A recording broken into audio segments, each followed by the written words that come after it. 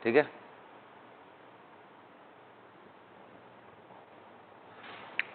All right, so last class में हम लोगों ने एरोमेटिसिटी तक पढ़ा था। आज के क्लास में हम लोग इंटरमीडिएट्स और उसके स्टेबिलिटी के बारे में डिस्कशन करेंगे। ठीक है, तो पहली चीज तो आप ये बात समझ लो कि इंटरमीडिएट है क्या।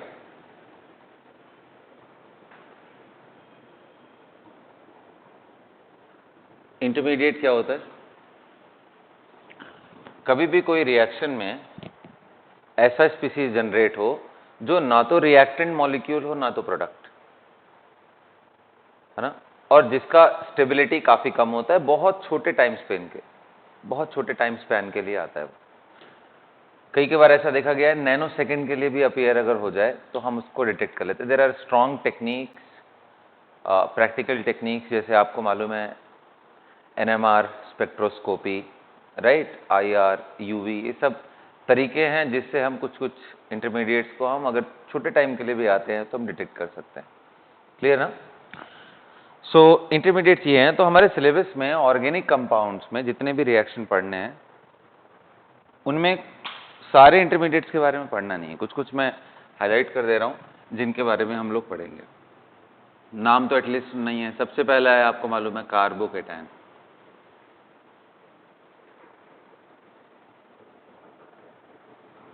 कार्बोकेटायन मतलब कि कार्बन पे पॉजिटिव चार्ज आ जाए with 3 bonds, R R R you can say, or it could be any hydrogen also, right? Drawing in this way is not representing the appropriate thing. क्यों?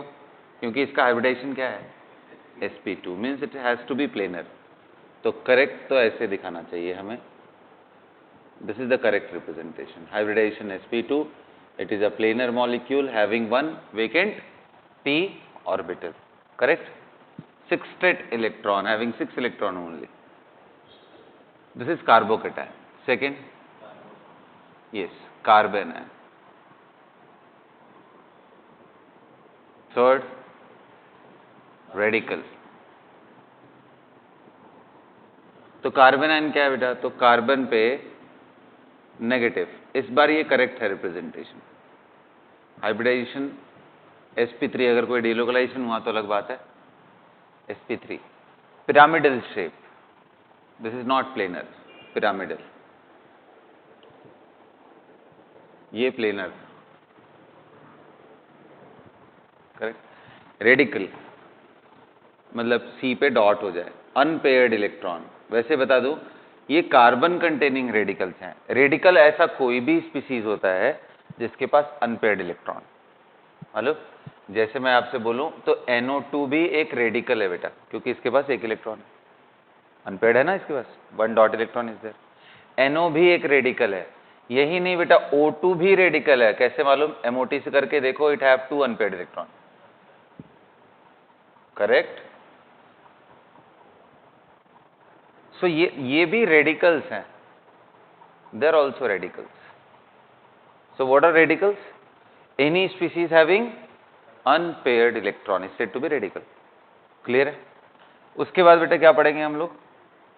Number 4 पे carbene. बड़ा interesting है ये carbene. मैं अभी ऐसे ही दिखा दे रहा हूं। इन दोनों में क्या डिफरेंस है? 6 यहां पे भी है, 6 यहां पे भी है। हाइब्रिडाइजेशन यहां पे भी बेटा sp2 होता है, यहां पे भी हाइब्रिडाइजेशन sp2 ही होता है। लेकिन कार्बीन में भी 2 तरह के कार्बीन होते हैं, सिंगलेट एंड ट्रिपलेट। आएंगे थोड़ी देर बाद इस पे, जिसके बारे में डिस्कस करेंगे। नंबर 5, कार्बीन के बाद और क्या पढ़ना है? नाइट्रीन। हालांकि ये इंटरमीडिएट ऑर्गेनिक के किसी रिएक्शन में आपको रिपोर्ट के फॉर्म में नहीं मिलने वाला है। कार्बीन डज नॉट एग्जिस्ट, मतलब नेचर में मिलता नहीं है बेटा ये कार्बीन इतना इजीली, जितना आसानी से मैंने लिख दिया। ये नाइट्रीन है ना। कार्बीन में देखो आप 6 इलेक्ट्रॉन है, न्यूट्रल स्पीसीज है। यहां पे 6 electron with a positive charge, ये भी न्यूट्रल है, नाइट्रीन। इसके बाद 6th नंबर कौन सा है बेटा? बेंजाइन। आज ध्यान से सुनो, क्योंकि आज के रिएक्शंस में मतलब ये सब जब मैं डिस्कस करूंगा तो कुछ कुछ रिएक्शंस भी बताऊंगा मैं, ठीक है। बेंजाइन के बारे में, तो बेंजाइन क्या है, बड़ा यूनिक सा स्पीशीज है। ये पूरा आप समझ लो रेजोनेंस करा दो ऐसे, सॉरी डीलोकलाइजेशन करा दो, और उसके बाद ये और ये ऑर्बिटल के बीच में पाई बॉन्डिंग, इनके बीच में पाई बॉन्डिंग। कहने का मतलब ऐसा है कि आप अगर इसके कैनोनिकल फॉर्म्स दिखाओ तो यहाँ ट्रिपल बॉन्ड दिखाना पड़ता है। इसका दूसरा कैनोनिकल फॉर्म ये है, ध्यान रखना ये डिलोकलाइज नहीं होता, अंदर वाला डिलोकलाइज करा सकते हो, जस्ट रिप्रेजेंटेशन। बड़ा वियर्ड से नहीं लग रहा है? There is no hydrogen out there, here we have hydrogen, there is no hydrogen here and here. So this is very unique pi bond, this is very unique pi bond, not very stable, very unique, which is formed by sp2 overlap. Generally pi bond कैसे बनता है? pp के overlap से बनता है, या फिर pd के ओवरलैप, अरे d पाई p पाई, p पाई p पाई। ये देखो बड़ा यूनिक सा है, ये जो पाई बॉन्डिंग है ना sp2 ऑर्बिटल और sp2 ऑर्बिटल के बीच में। कहने का मतलब बेटा ये यहाँ हाइब्रिडेशन इसका sp नहीं है, ऐसा गलती मत करना। ऐसा पाई लगा करके आपके दिमाग में आ सकता है कि इसका हाइब्रिडेशन में sp कर लूँ, ऐसा है ही नहीं। यहाँ जो पाई बॉन्डिंग है बड़ा ही यूनिक पाई बॉन्ड है, और इसीलिए तो ये इंटरमीडिएट है ना, ये कोई स्टेबल मॉलिक्यूल नहीं है। तो बच्चों इतने इंटरमीडिएट के बारे में हमें पढ़ने हैं, जिनमें मैंने बताया नाइट्रीन एग्जिस्ट ही नहीं करता है, कार्बिन के थोड़े बहुत रिएक्शन होंगे, बेंजाइन के भी थोड़े बहुत रिएक्शन होंगे, मेनली उसमें नाइट्रीन फॉर्म नहीं होता है, ये बात दिमाग में अच्छे से घुसा लेना है। ट्रू फॉर्म नहीं होता, इसमें रीअरेंजमेंट हो जाता है। अरे ये तो क्वेश्चन है आईआईटी का, नाइट्रीन फॉर्म्स, ऐसा इसमें क्वेश्चन आता है ना। चलो ठीक है, सो लिखो आप कार्बोकेटायन के बारे में और आगे बढ़ते हैं हम लोग।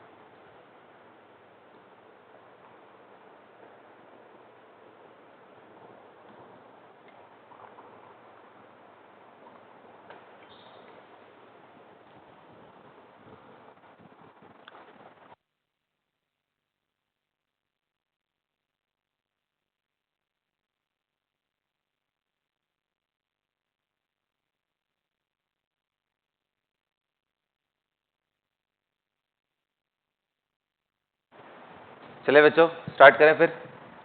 Let's talk about carbocation.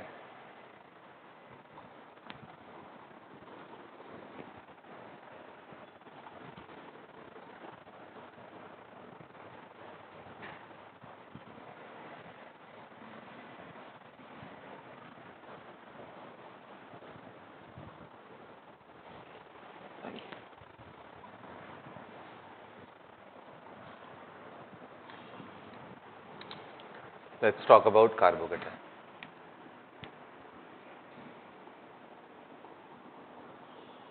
तो क्या क्या पढ़ेंगे बच्चों? सबसे पहले ये कार्बोकेटायन का मैं आपको पढ़ाऊंगा स्टेबिलिटी ऑर्डर, राइट। उसके बाद इसको फॉर्मेशन के टेक्निक्स डिस्कस करेंगे, फॉर्मेशन, और फिर इसके रिएक्शंस, करेक्ट। तो कार्बोकेटायन को आपने देखा, मैंने पहले इंट्रो में ही आपको दिखा दिया कि carbocation is a charge species having positive charge on the carbocation. आ जाओ स्टेबिलिटी के बारे में डिस्कशन करते हैं, how to decide the stability of various carbocation. तो देखो जितना चीज आप पढ़े हो ना उसी का एप्लीकेशन करना है ना, उसी का एप्लीकेशन करना है। क्या? तो स्टेबिलिटी में ये जो पहला पार्ट है, first second and third, first हम पढ़ने जा रहे हैं किसके बारे में? स्टेबिलिटी। तो पहले ही दिमाग में एकदम क्लैरिटी रखो कि कौन कौन से फैक्टर्स है जो स्टेबिलिटी को अफेक्ट करते हैं। तो आपने क्या पढ़ा इलेक्ट्रॉनिक इफेक्ट्स में? आपने स्टार्ट किया था इंडक्टिव से, फिर हाइपर पढ़ा, इलेक्ट्रोमेरिक का यहाँ पे कोई रोल नहीं है, राइट। उसके बाद आपने रेजोनेंस पढ़ा, रेजोनेंस में भी आपने देखा कि कैसे हम कैनोनिकल फॉर्म की रेजोनेटिंग स्ट्रक्चर्स देखते हैं, अगर पाई एक्स्ट्रा आ जाए तो उसका बहुत ज़्यादा वैलिडिटी है, राइट। एक्स्ट्रा पाई बॉन्ड जब भी आता है तो उसकी स्टेबिलिटी हमेशा ज़्यादा होती है, राइट। एक बॉन्ड फॉर्म हो गया।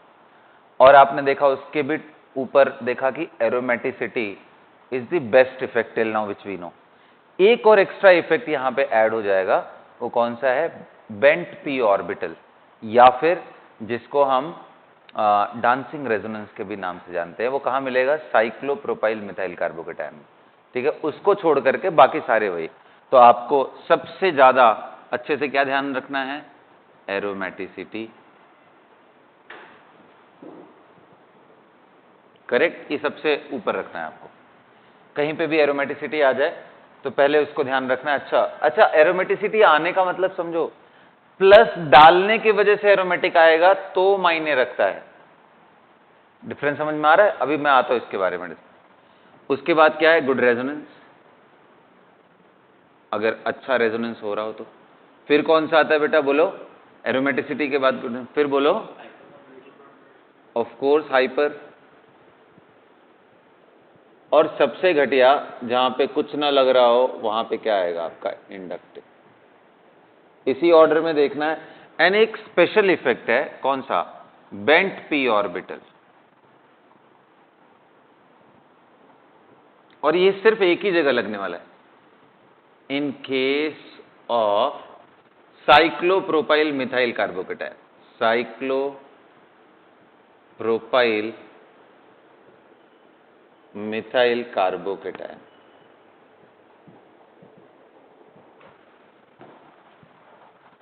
करेक्ट ना? In case of cyclopropyl methyl carbocation. जहां तक क्लियर है? अब आ जाओ, देखते हैं कि एक एक करके एप्लीकेशन देखते हैं। साइक्लोप्रोपाइल मिथाइल कार्बोकेटायन समझना, या फिर इसका डेरिवेटिव क्या होता है वो बच्चों? Cyclopropyl methyl carbocation is this carbocation, this is cyclopropyl group. इसके बाद में अगर आप CH3 डालते तो मिथाइल होता, यहां कार्बोकेटायन है तो यहां प्लस आ गया। Cyclopropyl methyl carbocation is this, उसका डेरिवेटिव मतलब 3 मेंबर्ड विथ CH2N पॉजिटिव। सिर्फ यही एक इफेक्ट है जो बिल्कुल अलग है, बाकी सब तो आप फेमिलियर हो ही, और इनका हम एक रिलेटिव कंपैरिजन अभी कर लेंगे। लेकिन आ जाओ पहले एक जनरल डिस्कशन करते हैं, ठीक है। स्टार्ट करो question. Arrange the following carbocation in increasing order of stability. Common sense लगाओगे आपको उसका एक आइडिया लग ही जाएगा।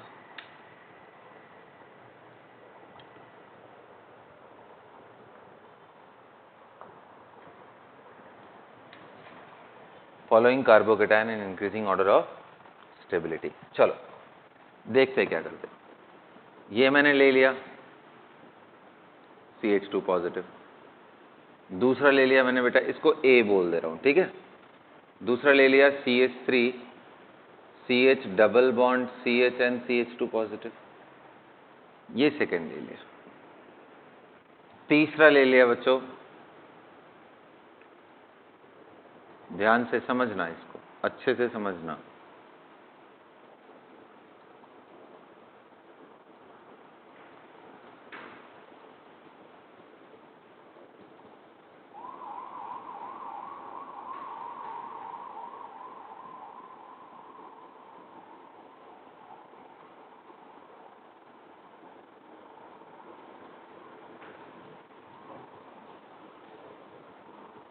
चलो बस इतना ही है।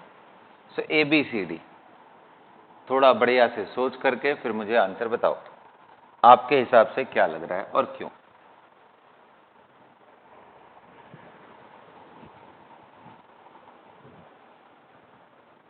बताओ। सबसे ज्यादा स्टेबल कौन सा है? सबसे ज्यादा stable D, D for Delhi. Okay, आप लोग क्या बोलते हो? सबसे ज्यादा स्टेबल कौन है? देख लो। अच्छा 1 मिनट का टाइम देता हूं, आराम से देख लो, देख के बताओ। सोचना, अच्छे से अपना दिमाग लगाना, जितने इफेक्ट्स हमने पढ़े हैं उनको ध्यान में रखो।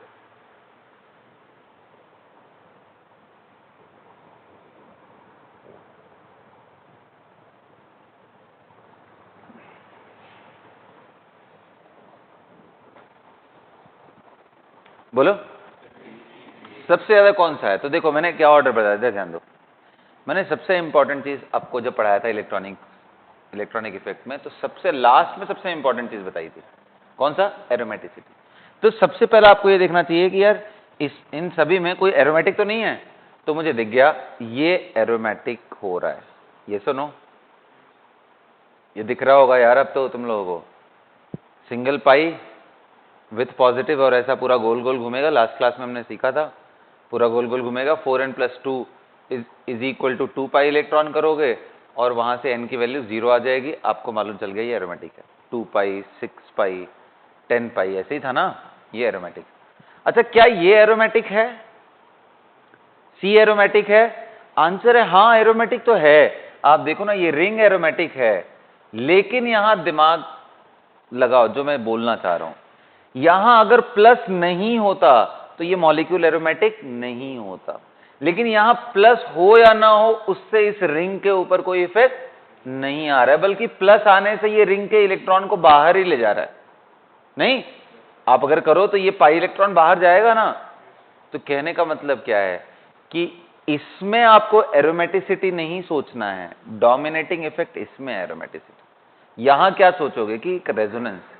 अच्छा यहां कितने रेजोनेंस है बेटा? 5 रेजोनेंस। आ रहा है क्या बात समझ में? अरे यार पिछली बार बनवाया था, बार बार मेरे से मेहनत मत कराओ। इसमें बताओ इधर से इधर आएगा प्लस यहां आएगा, यही होगा ना। तो यहां पे 2 ही रेजोनेंस मिल रहे हैं ना। यहां पे क्या अलग अलग क्वालिटी के रेजोनेंस है क्या?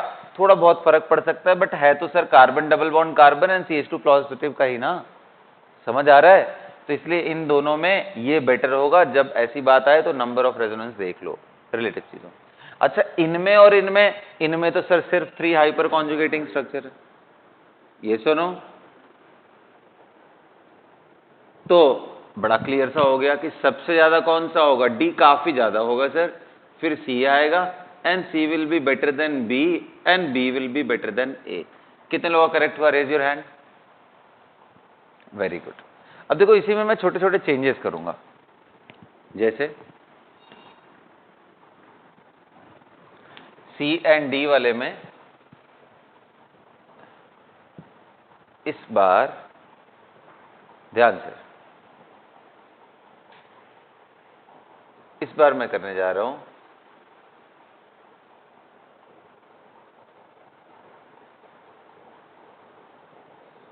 ये सी हो गया,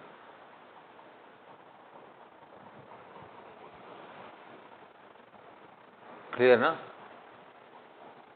और डी में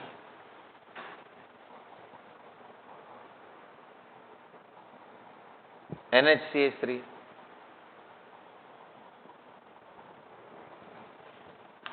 इस बार बताओ।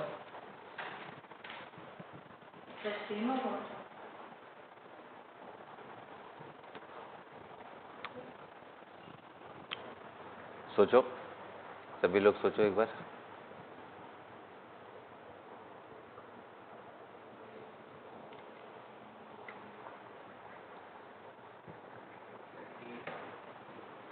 हाँ सोच के बताओ मुझे, कोई जल्दीबाजी नहीं है, सोच लो। अपना दिमाग अच्छे से एकदम लगा लो, बाद में गलत नहीं होना चाहिए।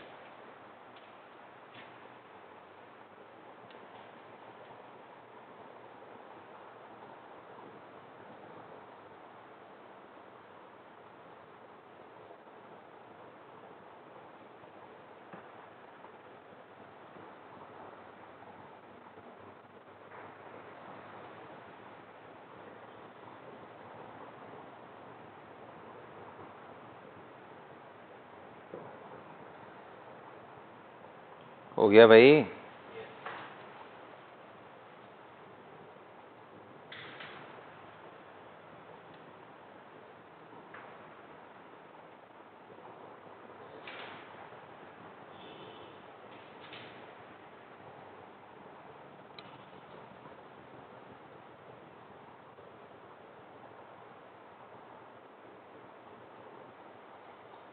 क्लियर है?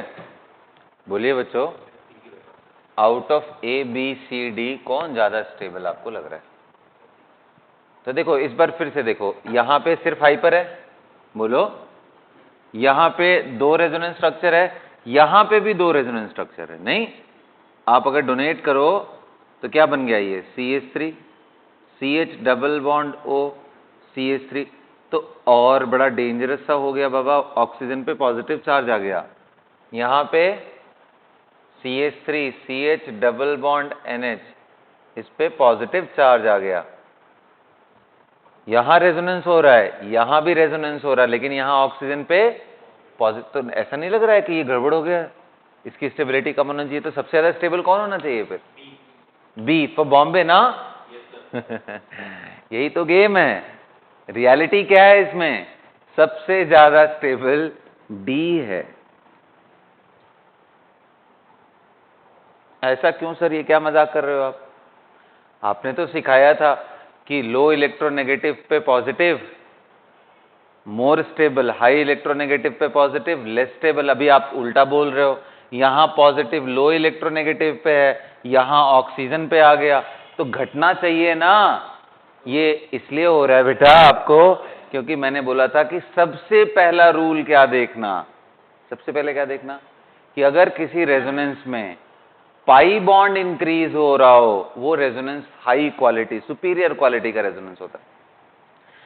देखो ना, यहां पे इसने डीलोकलाइज करा करके यहां पॉजिटिव क्रिएट किया। और अच्छी बात देखो, यहां ऑक्सीजन का ऑक्टेट कॉम्प्रोमाइज नहीं हो रहा है, 8 इलेक्ट्रॉन, कार्बन का भी 8 इलेक्ट्रॉन हो गया, उसमें भी वही है 8 इलेक्ट्रॉन, वहां पे भी। समझ में आ रहा है ना? तो इलेक्ट्रॉनिकली कोई डिप्राइव्ड नहीं है बाबा, तो चार्ज वहां फिर उतना मायने नहीं रखता है।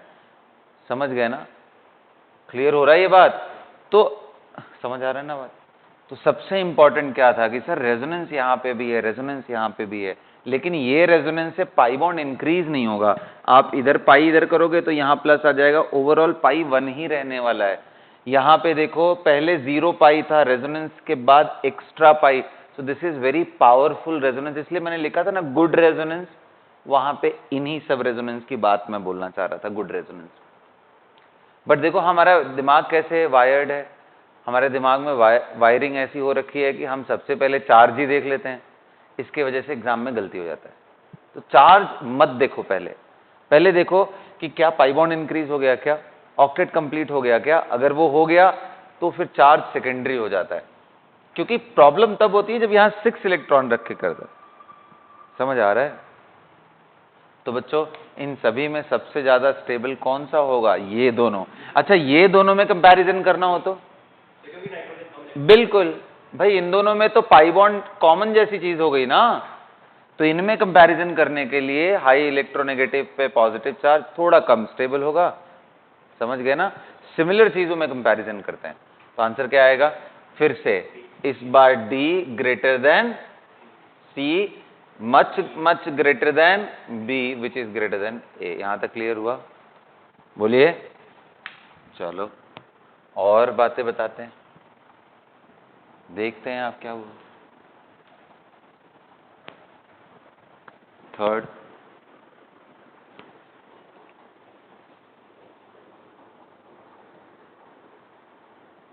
बेटा ये कौन से डिग्री का कार्बोकेटाइन है? 2 डिग्री कार्बोकेटाइन। Very good. अच्छा,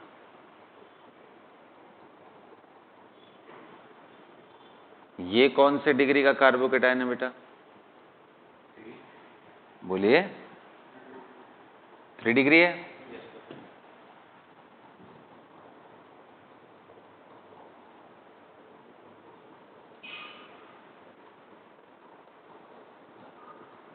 ये कौन से डिग्री का कार्बोकेटाइन है बेटा? बोलिए। 3 डिग्री है। करेक्ट ना? कोई कंफ्यूजन नहीं होना चाहिए इसमें। ये तीनों में सब जगह लिखते जा रहे हो ना, रीजन लिखना जरूरी है अपने नोटबुक में, नहीं तो फिर से भूल जाओगे। हर जगह पे रीजन लिख लेना जहां पे भी आपकी अंडरस्टैंडिंग में थोड़ा बहुत एड ऑन हो रहा है। तो इनमें सोच करके बताओ, ये थोड़ा क्रिटिकल एग्जाम्पल। ओके, देन लग रहा है या सोच करके बताओ, मुझे रीजन चाहिए, सोचो और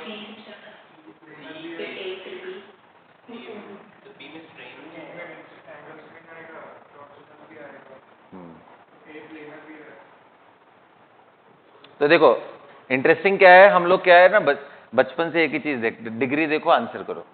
ये हमारा 2 डिग्री है, ये 3 डिग्री है और ये भी 3 डिग्री है, लेकिन बड़ा डेंजरस है ये 3 डिग्री। क्यों 3 डिग्री डेंजरस है?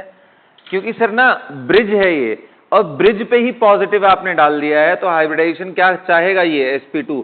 तो क्या sp2 के लिए ये प्लेनर कभी हो पाएगा क्या? जरा इमेजिन करो 6 मेंबर रिंग, क्या ऐसे आप ये प्लेनर का मतलब समझ रहे हो? ये तीनों बॉन्ड ऐसे होने पड़ेंगे, फिर रिंग बनाओ। बना पाओगे? बना पाओगे? इसको कैसे बनाओगे बाबा? नहीं लग रहा है कि यहां कितना ज्यादा स्ट्रेन हो गया? Are you getting my point और नॉट? सो ये पॉजिटिव डालने से इसमें high level of angular strain increase कर गया, एंगुलर स्ट्रेन इंक्रीज कर गया, क्योंकि ये प्लेनर हो ही नहीं पा रहा है। तो मॉलिक्यूल में स्ट्रेन इंक्रीज कर जाए तो उसकी स्टेबिलिटी सबसे घटिया हो जाती है। तो सबसे ज्यादा स्टेबल कौन सा होगा बेटा? सी, क्योंकि यहां कोई स्ट्रेन नहीं है। देखो ये आराम से प्लेनर 120 डिग्री एक्वायर कर सकता है। उसके बाद कौन सा आया? ए, और उसके बहुत बाद कौन सा आया? बी। वर्स्ट स्टेबल आप बोल सकते हो, this is one of the worst stable carbocation. Clear ना? बहुत ही खराब है स्टेबिलिटी में। चलो नंबर 4 दे रहा हूं।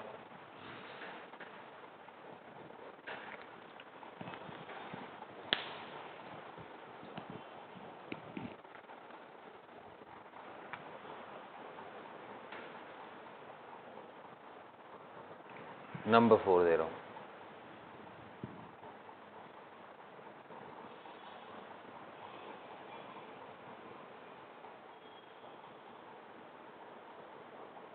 ये थोड़ा इंटरेस्टिंग सा है, और इस पे अगर आपके पास डेटा नहीं है ना तो आप इस पे बहुत कुछ बोल ही नहीं पाओगे।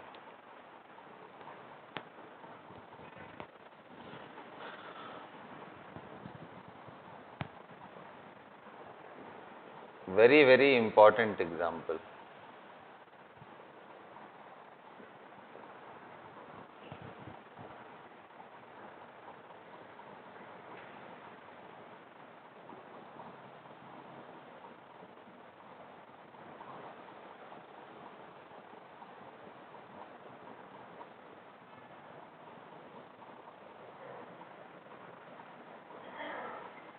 ये अलाइल कार्बोकेटाइन में बनाते हैं। दिख नहीं रहा है, कोई बात नहीं, नीचे बना दे रहा हूं।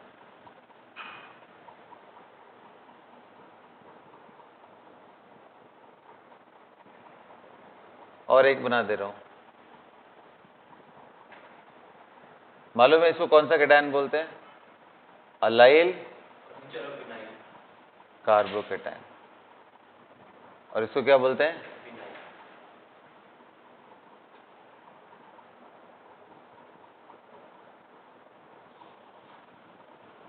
Allyl vinyl. इसमें ना थोड़ा सा ये 2 डिग्री ले लिया तो थोड़ा कॉम्प्लिकेटेड हो जाएगा। एक काम करते हैं, क्योंकि तो बहुत क्लोज होती है अलाइल और इसकी स्टेबिलिटी। एक काम करते हैं, अलाइल हटा देता हूं, सिर्फ विनाइल रखो, सिर्फ विनाइल रखो, ABCD रखो। मुझे बताओ स्टेबिलिटी ऑर्डर, और इसको मार्क कर लेना, ये बहुत इंपॉर्टेंट एग्जाम्पल।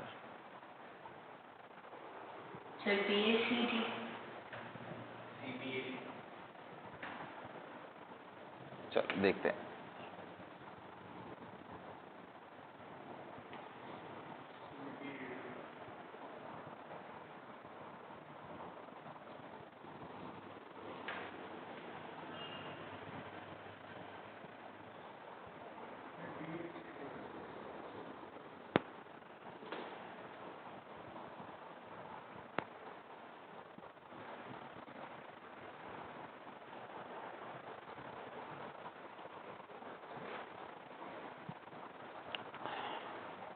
बोलिए। सबसे ज्यादा स्टेबल कौन सा है? सी सबसे ज्यादा स्टेबल है, सब लोग अग्री करते हो? Answer is most stable structure is B, this is most stable. और ये बात मैंने आपको नई बात नहीं बताई है, पिछले क्लास में भी, पिछले क्लास में भी मैंने बताई थी। जब मैं डिस्कशन कर रहा था हाइपर की, तब मैंने बताया था बेटा कार्बोकेटायन जब होता है ना, तो उसमें एक्सटेंट ऑफ जो हाइपर कॉन्जुगेशन है उसका स्ट्रेंथ बहुत ज्यादा होता है, क्योंकि प्लस है। और ये इतना अच्छा होता है कि ये 3, 3, 6, 3, 9 हाइपर कॉन्जुगेटिंग स्ट्रक्चर ये डोमिनेट कर जाते हैं बेंजाइल को भी, जिसमें क्या है 5 रेजोनेंस स्ट्रक्चर। एरोमेटिसिटी नहीं है बाबा, इसमें एरोमेटिसिटी है क्या? नहीं, 5 रेजोनेंस स्ट्रक्चर।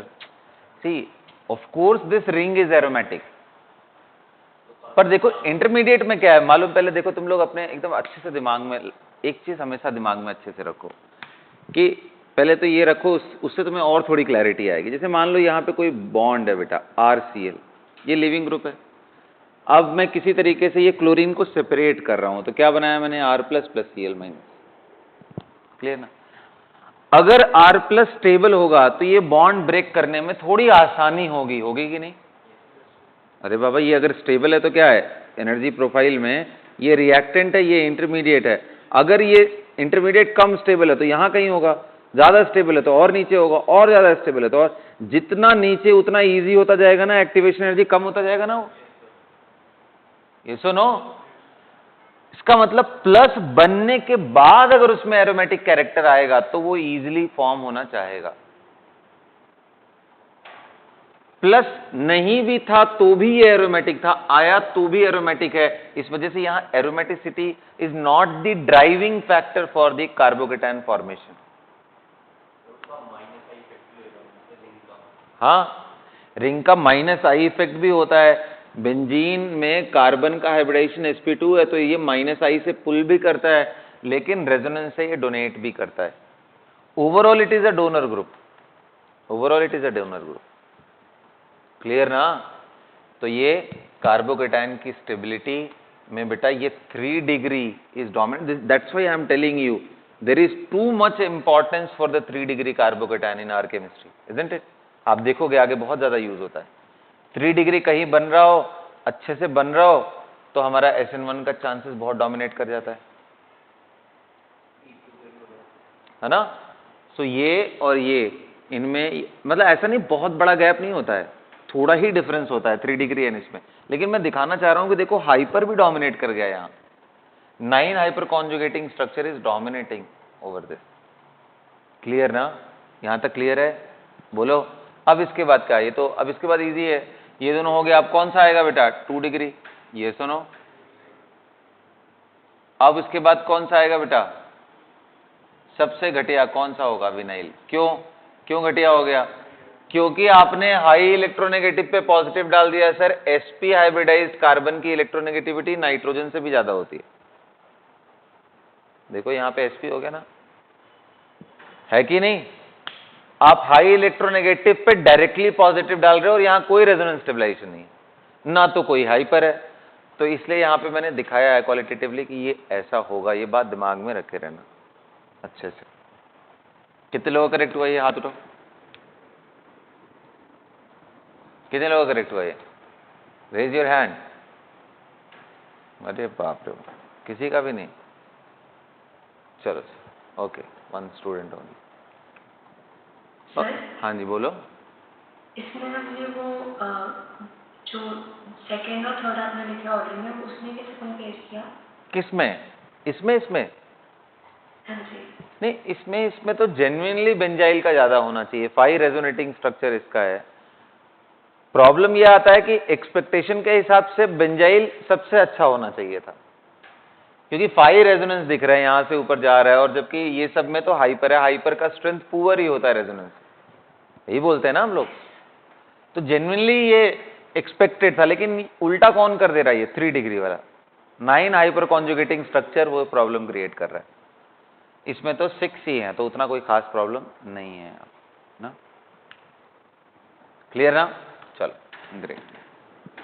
ये इसको मार्क करके रखना, ये इंपॉर्टेंट एग्जाम्पल्स में से है। क्लियर ना? ओके, तो यहां तक करने के बाद बच्चों आ जाओ, और एक एग्जाम्पल कर लेते हैं। This is very very important. ये प्लस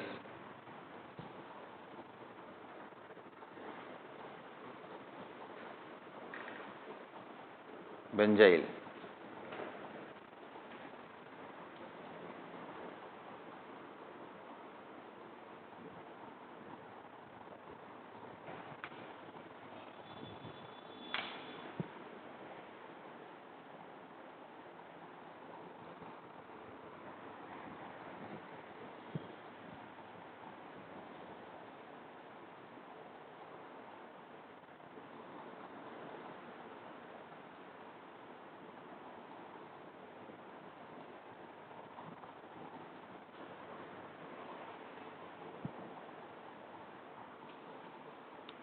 आपका मन करे तो आप एक काम करो ना, ये मैं ऐसा कर देता हूं, एक तो 3 मेंबर्ड पे ही पॉजिटिव डाल दे रहा हूं, एक क्या कर रहा हूं कि 4 मेंबर्ड बना रहा हूं और उस पे CH2 डाल के पॉजिटिव कर दे रहा हूं।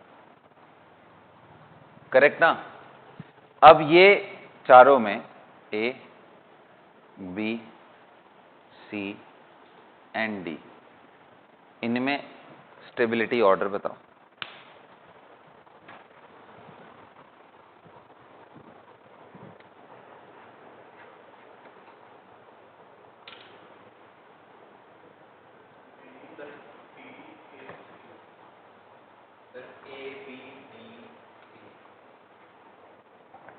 सोच लो, बढ़िया से सोचो, जल्दीबाजी में गलत नहीं हो। सबसे ज्यादा स्टेबल कौन सा है? तो देखो यहीं पे सिखाना था, देखो इसमें तो कोई डाउट नहीं है ना बेटा, आपके दिमाग में तो यही आएगा ना कि बेंजाइल में रेजोनेंस है, 5-5 रेजोनेंस स्ट्रक्चर, और ये तो यहां तो स्ट्रेन डायरेक्टली दिख रहा होगा, यहाँ sp2 हाइब्रिडाइज्ड है और 3 मेंबर्ड है यार, यहाँ अंदर 60 डिग्री एंगल है, sp2 में डिजायर्ड एंगल कितना होना चाहिए? 120, तो 120 और 60 में कितना बड़ा गैप हो गया ना, तो high level of angular strain is too much. तो समझ में आ रहा होगा, सबसे पैथेटिक तो सी आने वाला है, सी बहुत खराब है। अब बात ये आती है, हमारे एक्सपेक्टेशन से बी सबसे अच्छा होना चाहिए, बट रियलिटी में ए सबसे अच्छा हो जाता है, और ए के बाद बी आता है और उसके बाद डी आएगा और सबसे घटिया सी होगा। तो ये जो फिनोमेना हो रहा है कि आखिर ए में ऐसा क्या खास बात आ गया सर, क्योंकि स्ट्रक्चर देखो तो ए और डी में कोई खास फर्क नहीं है, 3 मेंबर्ड के साथ CH2 प्लस है, ये 4 मेंबर्ड के साथ है ना, तो ऐसा क्या खास बात आ गया भाई ए में? तो एग्जैक्टली हो क्या रहा है, मैंने आपको जो याद करो, जब मैं स्ट्रेन के बारे में पढ़ा रहा था तो मैंने आपको बताया था कि बेटा ये जो साइक्लोप्रोपेन का रिंग होता है ना, एक्सपेक्टेशन क्या होती है कि सिग्मा बॉन्ड कभी भी बने तो इसके अलोंग, यही होता है ना, एक्सपेक्टेशन क्या है कि सिग्मा इसके अलोंग ऐसे ओवरलैप हो, बट एंगुलर स्ट्रेन होने के वजह से मैंने बताया था कि इनका जो ओवरलैप होता है बहुत इफेक्टिव ओवरलैप नहीं है, ये कुछ ऐसा होता है। याद आ रहा है आपको? ये मैंने आपको जब कन्फर्मेशनल आइसोमर पढ़ा रहा था तब मैंने डिस्क्राइब किया था। Do you guys remember that? नहीं ध्यान आ रहा है बच्चों? कोई बात नहीं, एक बार उठा के कन्फर्मेशन रिवाइज करना, फिर दिखेगा। अब आप देखो यहां प्लस आ गया ना, यहां पैरेलल, और देखो ये ऑर्बिटल्स भी आपको पैरेलल दिख रहे हैं इसके बिल्कुल भी, तो ये इनसे कॉन्जुगेट करने की कोशिश करता है, इधर से भी कॉन्जुगेट। अब इमेजिन करो कितना इनॉर्मस सप्लाई मिल रहा है। कहने का मतलब अगर मुझे इसको दिखाना हो तो मैं ऐसे दिखाऊंगा, ध्यान से समझना। I can write this in 2, चलो मैं बना रहा हूं। एक तो ऐसे मैं दिखा सकता हूं कि ये वाला बॉन्ड पूरी तरीके से इसके पास शिफ्ट हो जाए, तो जब ऐसा होगा तो कितने लोग कह रहे हो कि ये बॉन्ड शिफ्ट होकर के इधर की तरफ हो जाए तो मतलब ये क्या बन गया, CH2 डबल बॉन्ड C ऐसा ऐसा एंड CH2 पे positive. This is one resonance bond. दूसरा कितने लोग कह रहे हैं कि सर ऐसा भी तो हो सकता है कि ये लेफ्ट साइड वाली चीजें भी चली जाए, जिसको मैं रेड कलर से दिखाना चाह रहा हूं कि ये इधर से इधर चला जाए तो भी यही होगा, CH2 डबल बॉन्ड C अब इस साइड यहां CH2 पे पॉजिटिव। देख रहे हो ना बात? तो ये यहां से यहां भी जा पा रहा है, यहां से यहां, और इस पर्टिकुलर कॉन्जुगेशन की इफेक्टिवनेस नॉर्मल रेजोनेंस जो कि हमने बेंजाइल में देखा उससे भी बेटर होती है। So that's why this is more stable then this one. Correct? Ring expansion तो वो तो कार्बोकेटाइन की प्रॉपर्टीज है ना, पहले फॉर्म हो तब ना रिंग एक्सपेंशन होगा। मैं तो कौन सा, हाँ, और उल्टा स्ट्रेन नहीं हो जाएगा 4 मेंबर्ड पे, अंदर की तरफ लेके आओगे तो, है ना। और वैसे भी शिफ्टिंग से पहले बने तो सही, हम तो पहले बॉन्ड ब्रेकिंग के बारे में ही सोचेंगे ना, पहले बन जाए तो जो जितना स्टेबल होगा उतना उसका एक्टिवेशन एनर्जी कम होगा तो वो फॉर्मेशन फास्ट होगा। Rearrangement is the next step ना। डायरेक्ट जो कार्बोकेटाइन ज्यादा स्टेबल होते हैं उनका चांसेस पहले आता है, रीअरेंजमेंट के बाद जो हो रहा है वो बाद में आता है।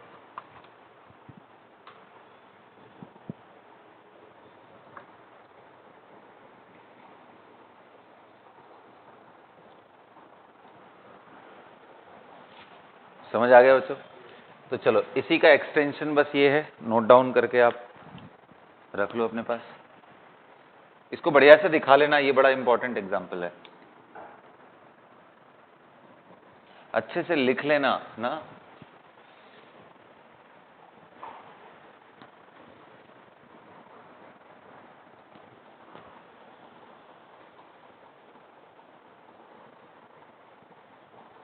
इसी का एक्सटेंशन क्या है कि आप अगर मान लो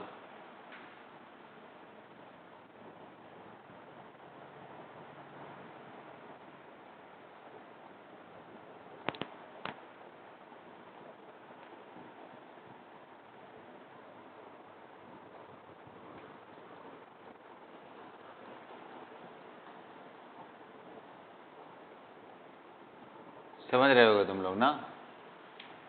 अब ये 3-3 बेंजीन डाल दूंगा बाबा मैं, समझ गए? यहाँ ट्रिपल बेंजीन डाल दूंगा, अपने से बना लो।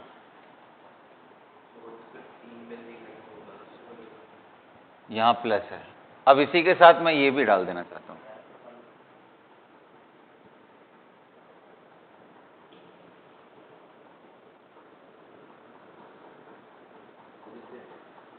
हाँ,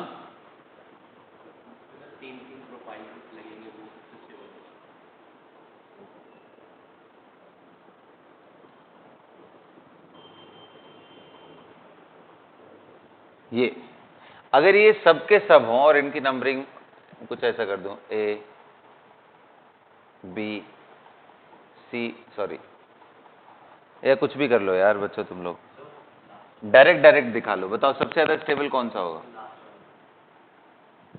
सबसे ज्यादा स्टेबल इन सभी में कौन सा होगा? तो कैसे लोग करें, अगर 1-1 का कंपैरिजन करें तो ये बेटर होता है इसके कंपैरिजन, तो सिमिलरली ये दोनों मिल करके इससे बेटर होंगे, सिमिलरली ये मिल करके इससे बेटर होगा। तो ओवरऑल ऑर्डर क्या हो जाएगा? सबसे ज्यादा स्टेबल ये,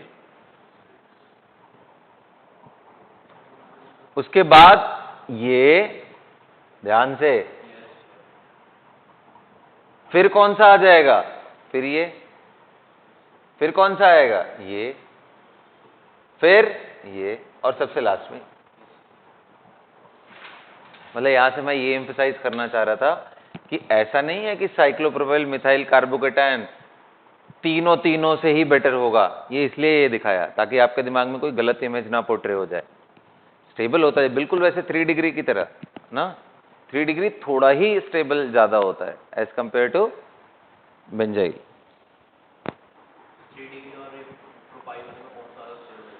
इसका कोई डायरेक्ट कंपैरिजन तो मुझे नहीं मिला, बट आई एम एक्सपेक्टिंग कि ये प्रोपाइल वाला ज़्यादा बेटर होगा।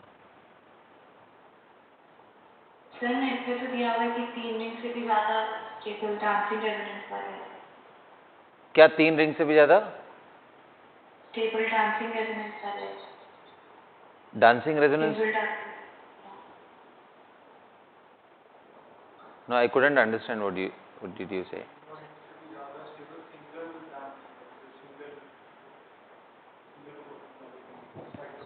तीनों रिंग से भी ज्यादा है ये वाले में as compare to these 3 you are saying. फिलहाल के लिए अभी यही लिखो, अगर कोई चेंजेस कराने होंगे तो आई विल टेल यू। आप इसको यही रखो अभी।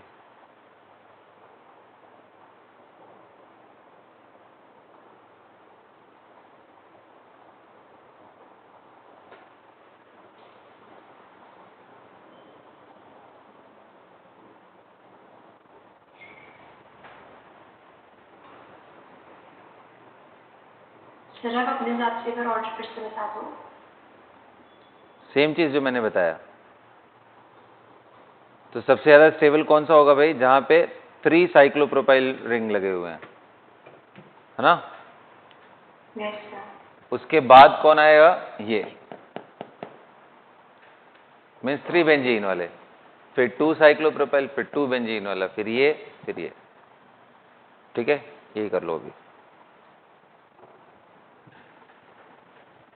मुझे इसमें कोई खास डाउट नहीं है, बट क्योंकि तुमने बोल दिया तो इसलिए मैं एक बार देखूंगा जरूर। ऑथेंटिक कोई डेटा मिलता है तो वो शेयर करूंगा। ठीक है, तो इसलिए यही अभी दिमाग में रखो। अगर कोई चेंजेस होंगे तो मैं करा दूंगा बाद में, अभी यही रखो।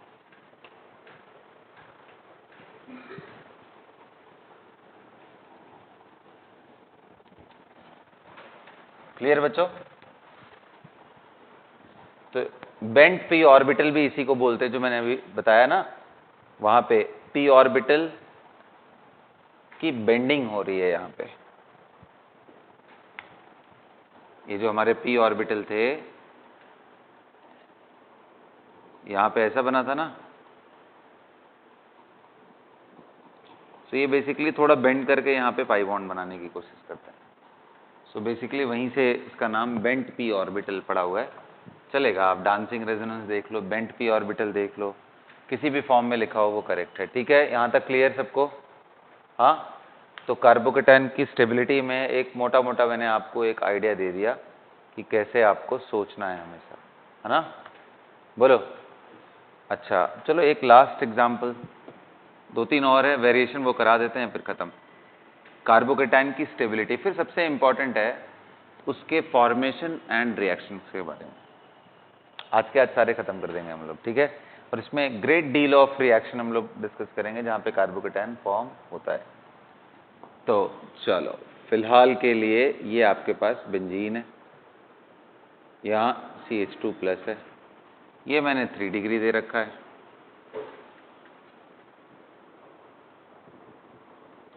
फिर मैंने दे रखा है यहाँ पे बेटा, फिर से बेंजीन बना दिया, और इस बार मैंने यहाँ CH पॉजिटिव एंड एक CH3 एक्स्ट्रा CH3 डाल दिया। मतलब ये मैं बस इसलिए आपको देने की कोशिश कर रहा हूँ कि थोड़ा सा आपको एकदम ना दिमाग में क्लैरिटी रहे, कुछ भी अनाप शनाप मत रख लो।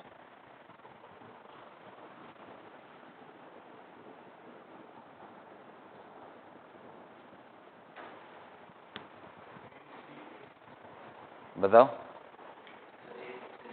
सबसे ज़्यादा स्टेबल? हाँ, अब मेरी बात ध्यान से सुनो, सबसे ज़्यादा स्टेबल C हो, फिर B आएगा, फिर ये आएगा। बताओ क्यों, प्रॉब्लम क्या है पता है? तुम लोग ना किसी भी इफेक्ट को बहुत मैग्नीफाई कर लेते हो अपने दिमाग में। क्या सिखाया था मैंने? कि 3 degree is slightly more stable then benzyl, यही बताया था ना? जेन्युइनली क्या होना चाहिए कि ये ज्यादा स्टेबल होना चाहिए इसके कंपैरिजन में। 5 रेजोनेंस है, इसमें हाइपर है, इसको बेटर होना चाहिए। बट अब तुम्हारे दिमाग में क्या बन गया, 3 डिग्री बन गया है, तो अरे बाप रे बड़ा बढ़िया होना चाहिए वो। आप यहां भूल जा रहे हो कि इसके पास 5 रेजोनेंस के साथ साथ 3 हाइपर भी तो आ गया। तो जब ये स्लाइटली ही ज्यादा था तो फिर यार अनडाउटेबली वो बेटर हो जाएगा। इसलिए मुझे जरूरत पड़ा है ये एग्जाम्पल लाने की, ताकि अपने दिमाग में ना इतना बड़ा सा वो पिक्चर मत क्रिएट कर लो कि हर बार वही है। पता चला एग्जाम में अगर यहाँ डबल CH3 प्लस डाल दिया होता तो तुम लोग उसमें भी सबसे बढ़िया इसी को बोल के चले जाते, क्योंकि 3 डिग्री है। समझ आ रहा है बात, क्लैरिटी हो रहा है? चलो नेक्स्ट देखते हैं।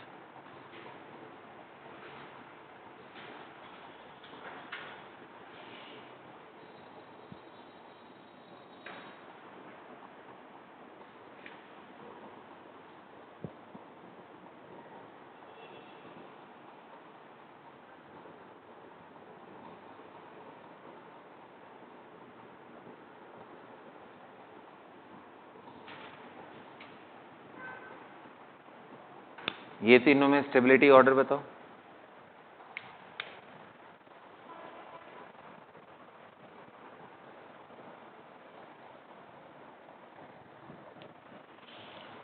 अगर ढंग से इतने अपने दिमाग में बढ़िया से बिठा लिया तुम लोगों ने तो बच्चों बहुत अच्छा कर जाओगे कार्बोकेटाइन केमिस्ट्री में।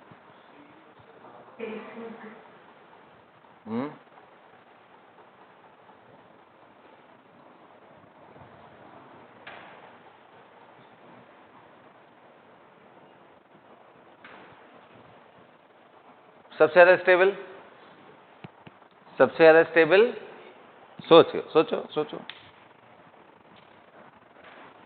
हर बार दिमाग में लेके आना है। कहीं एरोमेटिक है नहीं, कहीं रेजोनेंस है सोचना है। उसके इंडक्टिव सबसे आखिरी चीज होती है। अनफॉर्चुनेटली सब लोग सबसे पहले ही देख लेते हैं उसको। वही मैं बोल रहा हूं, सबसे जल्दी वही दिखता है। क्या आएगा भाई इसका आंसर? कितने लोग कह रहे हो कि सर यहां देखो ना, लोन पेयर देते ही यहां एक बड़ा बढ़िया सा रेजोनेंस है। बहुत ही अच्छा सा रेजोनेंस है। और ये देखो ना सर, इसमें एक्स्ट्रा पाई बॉन्ड बन रहा है, ऑक्सीजन पे पॉजिटिव आ रहा है, वो मायने नहीं रखता है अनलेस उसका ऑक्टेट डिप्राइव हो। समझ आ रहा है क्या बात बच्चों? तो सबसे ज्यादा स्टेबल ए है, फार फार बेटर। बी में क्या है, ये -I दिखा रहा है, ये और भी खराब -I दिखा रहा है क्योंकि और दूर हो गया ना इस सेंटर से। और आपको मालूम है inductive is distance dependent, distance dependent. तो ये जितना पीछे जाएगा उतना ही खराब होगा। तो सबसे ज्यादा ए, फिर बताओ सी, फिर बी। यहां पे +M है, +M डोनेट कर रहा है, यहां पे क्या है -I। समझ पड़ रहा है बात? चलो अच्छा, अब अगर इतना समझ गए हो तो थोड़े बेंजीन डेरिवेटिव के भी 2-4 एग्जाम्पल कर लेते हैं। ये देखो, एक मैंने CH2+ डाल दिया। कौन सा केटायन बोलते हैं बेटा? Benzyl cation. अब इसी बेंजाइल पे मैं थोड़ा खेल रहा हूं। इस पे मैं CH2+ के साथ साथ यहां पे क्या ऐड कर रहा हूं? OCH3। नेक्स्ट में क्या ऐड कर रहा हूं? OCH3। फिर कहां ऐड कर रहा हूं? सोच करके बताना। ऑफ कोर्स पैरा पे। हाँ जी, ABCD ये सबसे स्टैंडर्ड एग्जाम्पल्स हैं, ये सब में बहुत कराया जाता है।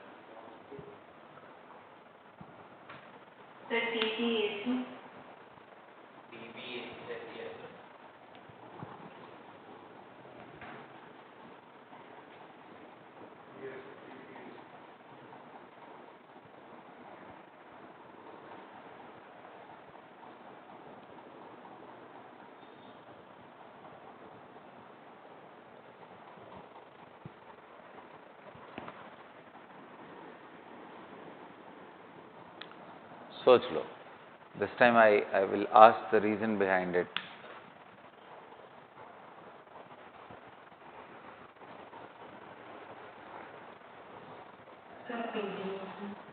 Okay. Okay.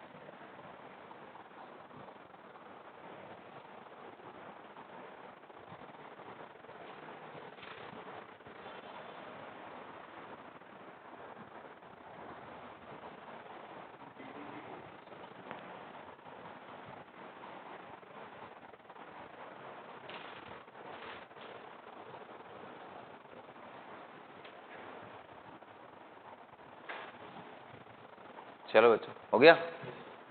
बताओ, इन सभी में सबसे ज्यादा स्टेबल कौन है? सबसे ज्यादा स्टेबल? आ जाओ, देखो कैसे देखते हैं, मेनली कैसे है, देखो सब में इतना तो कॉमन है, ये कोर स्पीसीज तो सब में कॉमन है, देखो सब में है ये कोर स्पीसीज। फर्क क्या पड़ रहा है, ये OCH3 जो लगा दिया है, तो वो करेगा क्या? तो उस OCH3 के इलेक्ट्रॉनिक इफेक्ट्स को देख लो। दो तरीके हैं उसके, या तो आप उसके लोन पेयर को प्रोपोगेट करा के देख लो, या तो कार्बोकेटाइन को डिलोकलाइज करा के देख लो। दोनों में से कोई भी कर लो, करेक्ट।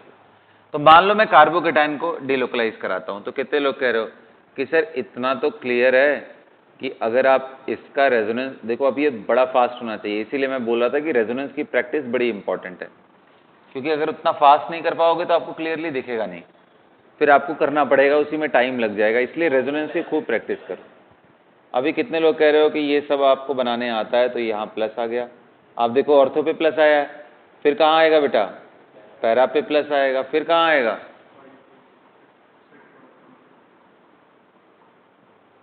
फिर कहाँ आएगा? वापस से ऑर्थो पे आएगा। येस और नो? अगर ये सब चीजें आपको क्विकली बना बना के दिखता है, फिर आपको ज्यादा प्रॉब्लम नहीं होगा, एरर होने के चांसेस फिर आपके रिड्यूस होते जाएंगे एग्जाम में, और आपको क्लैरिटी आता जाएगा। इसलिए रेजोनेंस की प्रैक्टिस बहुत जरूरी है, ठीक है? तो आपको क्लियरली दिखा कि यहां पे जो चार्ज है वो यहां आता है, यहां आता है, यहां आता है। तो मुझे देखना है बी वाले एग्जाम्पल में मैं देखूं तो मुझे ये समझ आ रहा है कि लास्ट में देखो जहां OCH3 है ना, मुझे वहां चार्ज लाके एक बार चेक करता हूं क्या होता है। यहां प्लस आ जाएगा, आएगा ना बिल्कुल। कौन सा स्ट्रक्चर ये वाला बनेगा? तो जैसे ही प्लस आया तो कुछ extra benefit? Yes sir, check करो, ये लोन पेयर यहां डोनेट करके एक्स्ट्रा पाई बॉन्ड जनरेट करेगा, which is an example of good resonance. Yes और नो? यस और नो? यहाँ OCH3 एंड यहाँ पॉजिटिव, देखो ये गुड रेजोनेंस का पार्ट है बेटा। इसलिए बोलेंगे कि ये जो ग्रुप है ना, ये ग्रुप, इसमें ऑक्सीजन के लोन पेयर के वजह से ये +M से इस कार्बोकेटाइन को स्टेबलाइज कर रहा है, इसलिए वहां लिखते हैं कि it is stabilising by +M। समझ पाए बात? कितने लोग कह रहे हो कि सर मेटा पे तो प्लस आता ही नहीं है, तो डायरेक्ट उसको लोन पेयर कभी दे ही नहीं पाएगा। और अगर आपके अंदर कोई भी डाउट है तो आप बना के यहीं से देख लो, कहीं वहां पहुंच रहा है, बना के देखो। ये लोन पेयर यहां दिया तो इधर से यहां नेगेटिव आया, ये नेगेटिव यहां जाएगा तो नेगेटिव यहां आया, कभी नेगेटिव इस कार्बन पे आया क्या? तो ये सिर्फ और सिर्फ क्या करेगा? -I करेगा। क्या ये डोनेट नहीं करेगा क्या? हाँ करता है ना सर, रिंग में करता है, बट इसको कोई बेनिफिट हुआ क्या उससे? नहीं हुआ। रेजोनेंस का इस CH2 प्लस पे कोई बेनिफिट नहीं हुआ, इसलिए उसको मत दिखाना, सिर्फ दिखाओ कि -I ही कंट्रीब्यूट कर रहा है यहां पे। यहां बताओ यहां पे क्या हो रहा है, ये बना के देखो, आपको देखो पैरा पे भी प्लस आ रहा था ना बेटा, तो ये वहां पे कंट्रीब्यूट कर देगा। दोनों तरीके हैं, आपकी मर्जी, आप कैसे भी बना सकते हो। ये बन रहा था प्लस, जब बनाओगे तो मैं बार बार वही स्ट्रक्चर रिपीट नहीं कर रहा हूं, ये बन रहा था। और यहां पे भी देखो इसने दे दिया। अच्छा, जब ये दोनों ही केस में +M है तो फिर आखिर रिजल्ट डिसाइडिंग कौन सा है?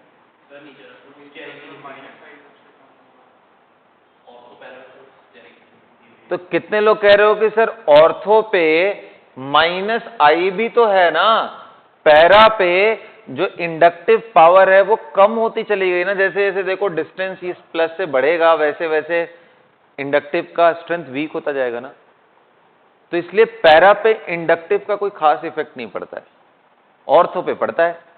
तो ये दोनों में रिजल्ट डिसाइडिंग क्या है, इसमें और इसमें बोलोगे कि मेनली प्लस एम आ रहा है, और प्लस एम क्या, प्लस एम डिस्टेंस डिपेंडेंट होता है? आंसर है नहीं।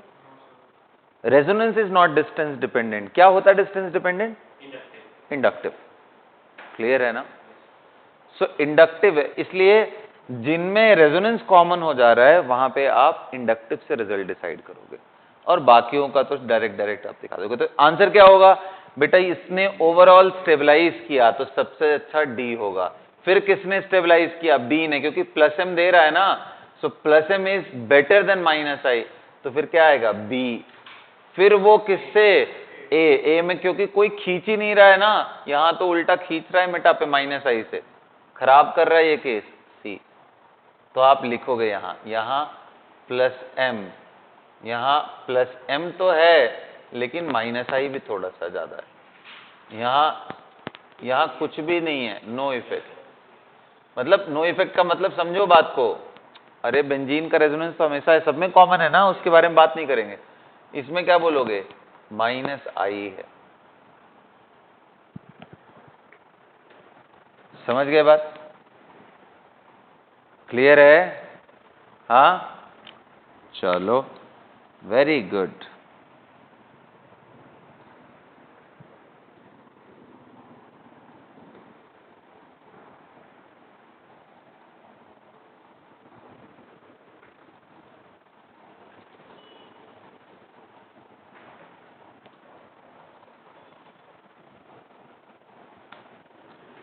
इसी में देखो, एक काम करता हूं, यहां CH2 डाल करके यहां अब CH3 ले लेता हूं।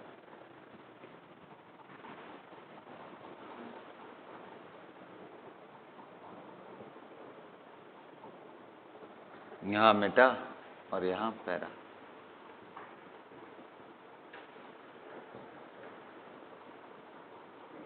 और यहां नॉर्मल बेंजीन।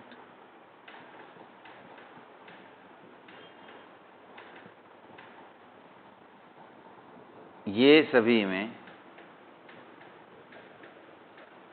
कौन ज्यादा stable?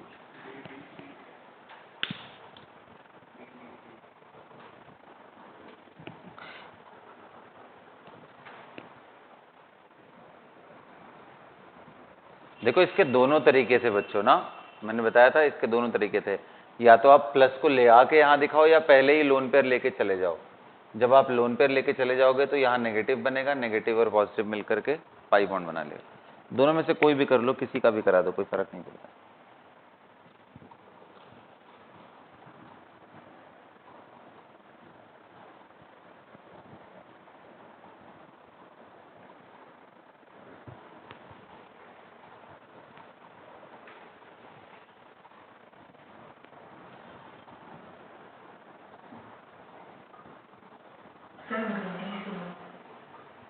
Okay.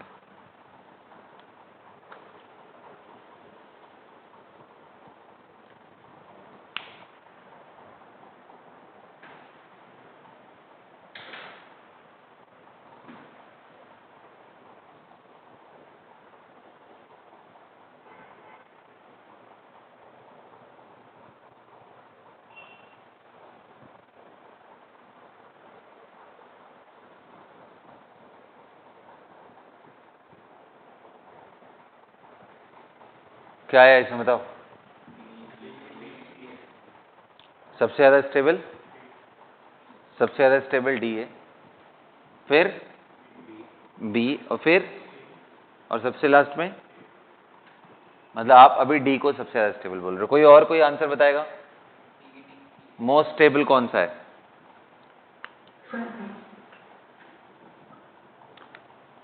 B is most stable, कोई बोल रहा है? Who is saying B for Bombay is more stable? Raise your hand.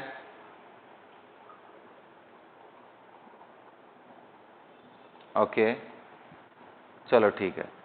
So reality is, फिर से देखते हैं ना, कितने लोग कह रहे हो ये CH3 का क्या रोल हो सकता है? तो CH3 is capable in two things. एक तो प्लस आई एंड दूसरा क्या होता है, हाइपर। अच्छा हाइपर तो तीनों जगह पे दे रहा होगा, ऐसा नहीं कि वहां हाइपर कैसे होता है बेटा, आपको मैं दिखा दूं, कहीं पे भी लगा हो। चलो मैं मेटा वाला ही ले लेता हूं, वैसे हमने सीखा था, कोई बात नहीं। अभी कितने लोग कह रहे हो हाइपर ऐसे दिखाते हैं, ये इधर किया, देखो डबल सिंगल कार्बन सिग्मा, यही था ना, सिग्मा इज कन्वर्टिंग इनटू पाई, यही था ना अल्कीन के केस में, हाइपर ऐसे ही दिखाते हैं ना, जैसे ही दिखाओगे क्या बन जाएगा, बना लेना इसको, जिनको नहीं हैबिट है इसकी तो दिखा लो हाइपर का। कई बार इसमें ना बेंजीन के केस में आप सोच नहीं पाते हो।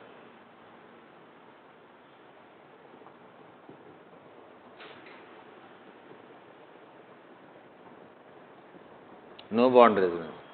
अब ये नेगेटिव देखो ना, क्या यहां कार्बन पे आएगा, आंसर है नहीं, क्योंकि ये उठ के यहां आएगा, यहां आ जाएगा और ऐसे चलता रहेगा, फिर ये उठ के यहां आएगा तो यहां। कहने का मतलब बेटा ये नेगेटिव का इस कार्बन को कोई बेनिफिट नहीं हो पाया। तो जो मेटा पे लगा हुआ CH3 है ना, सिर्फ और सिर्फ प्लस आई दे रहा है, हाइपर नहीं दे रहा है, जबकि ये हाइपर भी दे रहा है, ये भी हाइपर दे रहा है, लेकिन इसका प्लस आई बहुत वीक हो गया ना, तो इसलिए मैं दिखा नहीं रहा हूं। ऐसा नहीं है कि नहीं है लेकिन मैं दिखा नहीं रहा हूं। तो सबसे ज्यादा स्टेबल कौन हो गया सर, जो डोनेट करे दोनों से, क्योंकि ये तो कार्बोकेटायन है ना, electron donating effect will stabilise it ना। हिंड्रेंस से क्या फर्क, जो भूखा आदमी है उसको तो इलेक्ट्रॉन चाहिए ना, उसको तो अगल बगल कहीं मिल जाए तो खुश है उसमें। स्पेस की प्रॉब्लम कब क्रिएट होती है, जब ऑलरेडी उसके पास खूब इलेक्ट्रॉन पहले से ही हो, तब बोलेगा नहीं भाई मुझे चाहिए ही नहीं, तुम क्यों मेरे अगल बगल घूम रहे हो, स्ट्रेन मत क्रिएट करो, है ना, रिपल्सिव स्ट्रेन मत किए। यहाँ प्लस है बेटा, it genuinely needs an electron, तो इसलिए स्टेरिक हिंड्रेंस नहीं सोचते हैं। तो सबसे ज्यादा स्टेबल कौन सा हो गया, B for Bombay, followed by D for Delhi, followed by C for Chandigarh, okay उसके बाद हाँ ए आ गया। सो ये हमारा आप समझ रहे होगे, ये दोनों ही केस में प्लस एच भी है, इन दोनों के केस, यहाँ वाले केस में प्लस आई है और इसमें कुछ भी नहीं है। समझ गए बात को। अच्छा आ जाओ अब एक बड़े इंटरेस्टिंग से केस के बारे में बात करते हैं, हालांकि उस एक एग्जाम्पल के बाद बात करता हूं मैं। चलो बेटा यहाँ CH2 है और यहाँ प्लस है, और यहीं पे मैं इस बार क्या ले रहा हूं, OCH, फिर क्या ले रहा हूं,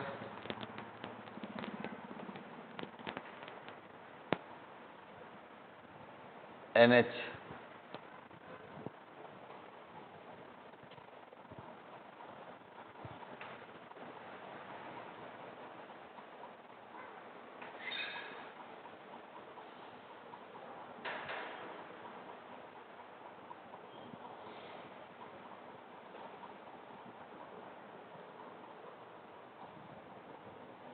नहीं दिख रहा है किनारे वाला,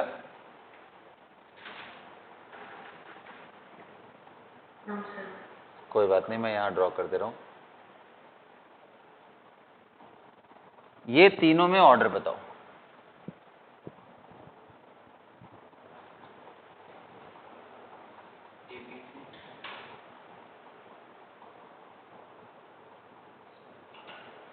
सबसे ज्यादा स्टेबल,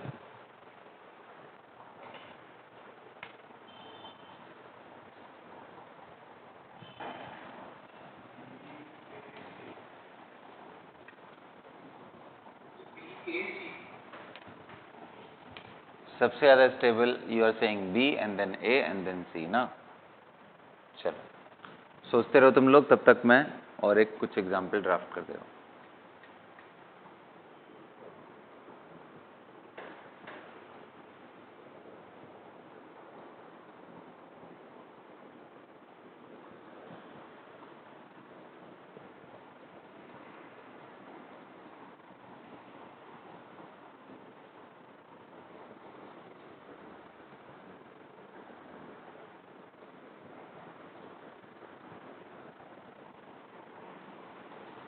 क्या आएगा भाई इसका,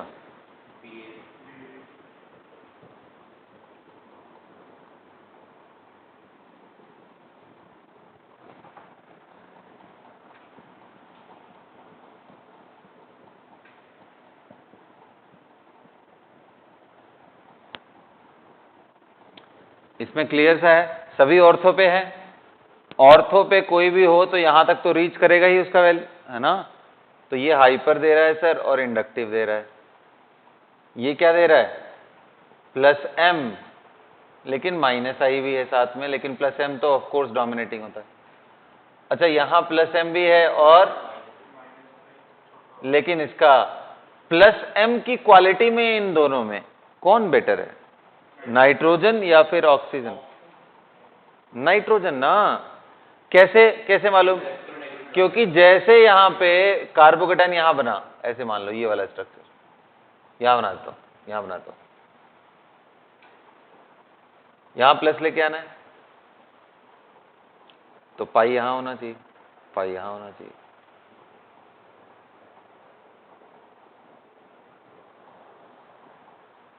जब आप डोनेट करोगे तो क्या बन जाएगा? ये डबल बॉन्ड NCH3। अभी तो कितनी बार सीखा है यार, this is third time I am repeating the same thing, third time. Extra pi bond का formation is a very good thing. यहां नाइट्रोजन पे पॉजिटिव, वैसे ही वहां किस पे पॉजिटिव आएगा? कौन बेटर है स्टेबल? नाइट्रोजन। लो इलेक्ट्रोनेगेटिव पे पॉजिटिव इज बेटर। तो इस वजह से सबसे अच्छा कौन सा होगा फिर? बी फॉर बॉम्बे, फिर ए अंबाला हो गया, फिर करेक्ट ना। सो BAC, BAC। चलो बच्चों ये बता दो नेक्स्ट एग्जाम्पल जो मैंने लिख रखा है।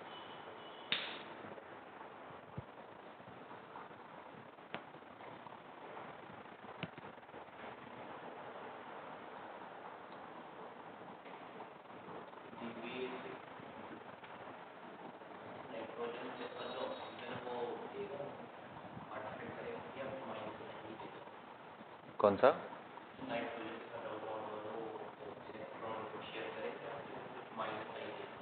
नाइट्रोजन के साथ जो डबल बॉन्ड O है वो करो, दिमाग लगाओ, बनाओ। अब तो मैंने टूल्स दे रखे हैं तुम लोगों को, खुद से करो और अपना दिमाग लॉजिकल रीजनिंग के हिसाब से सोचो कि क्या होना चाहिए।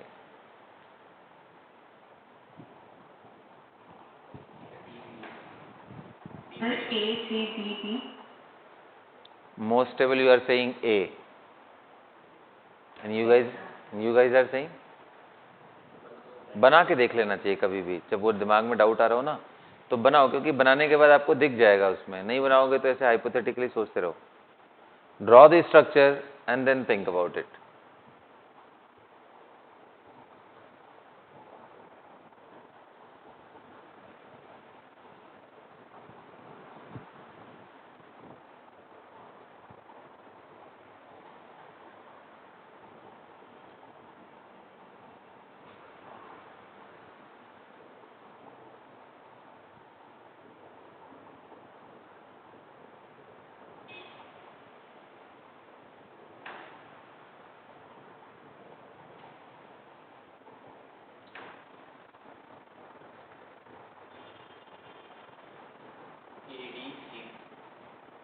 AD। चलो भाई देखते हैं। पहली बात, कितने लोग समझ पा रहे हो कि सर जो NO2 है ना वो -I काफी पावरफुल तो होता ही है। मैंने इंडक्टिव में आपको ऑर्डर लिखाया था, NO2 काफी पावरफुल होता है। तीनों जगह पे -I लगाएगा वो, लेकिन यहां पे ये इधर से बाहर भी निकालेगा इलेक्ट्रॉन को। Very powerful electron withdrawing group, powerful electron withdrawing group, very powerful. आप इसको डेटिव में रखो या यहां प्लस माइनस रखो, एक ही बात है। And the worst part is if you have kept it here, तो आप बना के देखो, फिर रेजोनेंस करोगे यहां प्लस आएगा, फिर रेजोनेंस करोगे एग्जैक्टली यहां प्लस आ जाएगा। मतलब जब आप रेजोनेंस कराते जाओगे तो एक स्ट्रक्चर ऐसा बन के आएगा यहां पे, जहां पे एग्जैक्ट यहां प्लस आ जाएगा। दिख रहा है क्या सबको? प्लस प्लस एडजेसेंट आ जाए तो लेस स्टेबल, ये मैंने सिखाया था ना आपको। लेकिन मेटा के केस में जब आप बनाओगे ना तो वो प्लस यहां आएगा, फिर यहां आ जाएगा, फिर यहां। मतलब यार एक बात दिमाग में रखो ना, जो ग्रुप लगाया है ना आपने, उसके रेस्पेक्ट में ऑर्थो और पैरा पे उसके चार्जेस आते हैं। तो इसके रेस्पेक्ट में इसका ऑर्थो यहां है, इसका पैरा यहां है, तो इसके चार्जेस इस जगह आएगा, इस जगह आएगा और यहां आएगा। क्लियर है? ये तीनों पॉइंट पे आने के वजह से क्या होने वाला है, आपको क्लैरिटी आपको रहनी चाहिए कि सर अगल बगल पॉजिटिव चार्ज आ जाएगा। तो पैरा पे भी वो डालेगा, तो यहां -i भी -m भी, यहां -i सिर्फ, यहां -m सिर्फ, क्योंकि इंडक्टिव काफी पुअर हो चुका हो। तो मतलब सर सभी के सभी खींच रहे हैं यार, सब के सब खराब कर रहे हैं इसको, क्योंकि कार्बोकेटायन है ऑलरेडी 6 इलेक्ट्रॉन है, इट नीड्स इलेक्ट्रॉन, और सब में खींच रहा है। तो सबसे स्टेबल कौन सा हो जाएगा? ए। उससे ज्यादा स्टेबल कौन सा हो जाएगा? सॉरी, सबसे ज्यादा स्टेबल ए होगा। फिर कौन सा होगा? सी। सी इसलिए क्योंकि सर इसमें सिर्फ -i ही है। उसके बाद डी, कम से कम -m है, और बी तो बहुत ही बकवास होगा क्योंकि उसमें दोनों तरीके से खींच रहा है वो, -m भी -i भी। समझ आ रहा है बच्चों? क्लियर हो रहा है ना सबको?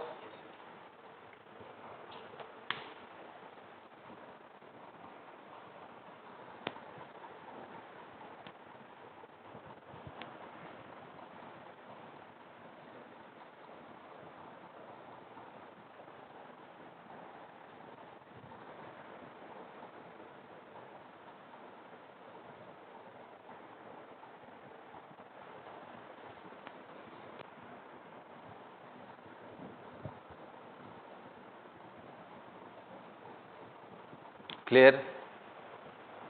और एक एग्जाम्पल मैं बताता हूं और फिर उसके बाद थोड़ा ब्रेक लेंगे। कार्बोकेटायन फिनिश करने के बाद ब्रेक लेता हूं, ठीक है? ज्यादा नहीं, बस 5-10 मिनट का ब्रेक, ठीक?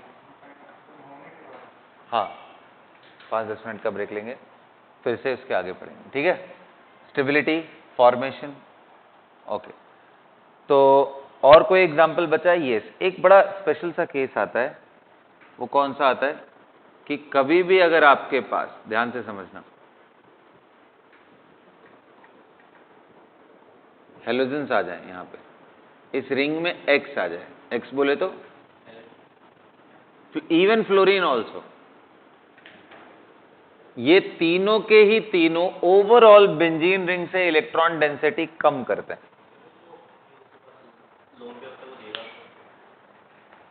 देता है। ये तीनों के तीनों ना इस बेंजीन से इलेक्ट्रॉन डेंसिटी कम करता है। ये सब के सब अगर आप देखोगे तो ये +m वाले होते हैं, -i वाले होते हैं, जिनमें फ्लोरीन को छोड़ दो तो बाकी सबका पुअर +m होता है। अब ऐसा क्यों बोल रहा हूं मैं? +m का मतलब क्या है? रेजोनेंस के थ्रू इलेक्ट्रॉन डिलोकलाइज करा रहा है, यही ना? आप कितने लोग समझ पा रहे हो कि सर अगर आप यहां फ्लोरीन रख दो, कहीं पे भी, कहीं रख दो, एक बार रख करके देख लो, तो ये भी सेकेंड पीरियड का है, ये भी सेकेंड पीरियड का है, तो इसके पास भी 2p है, इसके पास भी 2p है, तो 2p के बीच में पाई बॉन्डिंग अच्छी बनती है ना बाबा? अरे बोलो यार। अब सोचो एक 2p हो जाए और एक 3p हो जाए, इतना बड़ा सा मिसमैच, और लेंथ भी बढ़ जाएगा सिग्मा का, तो क्या ये पाई बॉन्ड इफेक्टिव होगा क्या? इसलिए सबसे अच्छा पाई बॉन्ड अगर आप पूछना भी चाह रहे हो इन सभी में, तो फ्लोरीन बना सकता है। लेकिन फ्लोरीन के साथ सबसे बड़ी प्रॉब्लम क्या है कि फ्लोरीन पाई बॉन्ड जैसे ही बनाएगा वैसे ही उस पर पॉजिटिव चार्ज आ जाएगा, और फ्लोरीन पे positive charge, oh my God, what the heck is this? हाँ, कितना डेंजरस हो गया। Fluorine is the most electronegative atom, और उस पे आप पॉजिटिव क्रिएट कर रहे हो, तो इंपैक्ट इसका -i का कितना ज्यादा होगा, आप इमेजिन करो। तो देने के लिए तो तीनों के तीनों डोनर होते हैं +m से, सबसे बढ़िया फ्लोरीन, बाकी तीनों घटिया डोनर है। क्यों? क्योंकि उनका साइज मिसमैच, 3p 4p हो गया। ये सब अपना ब्रोमीन एंड आयोडीन भी आप यूज कर लो, ये सब के सब poor resonance, very poor resonance. इसका रेजोनेंस अच्छा है, लेकिन इसका -i बड़ा पावरफुल होता है। सो इसलिए मैं बोल रहा हूं कि ओवरऑल पूरे के पूरे जो फैमिली है ना हेलोजेंस की, सब के सब ओवरऑल नेट में विड्रॉइंग इफेक्ट क्रिएट करते हैं।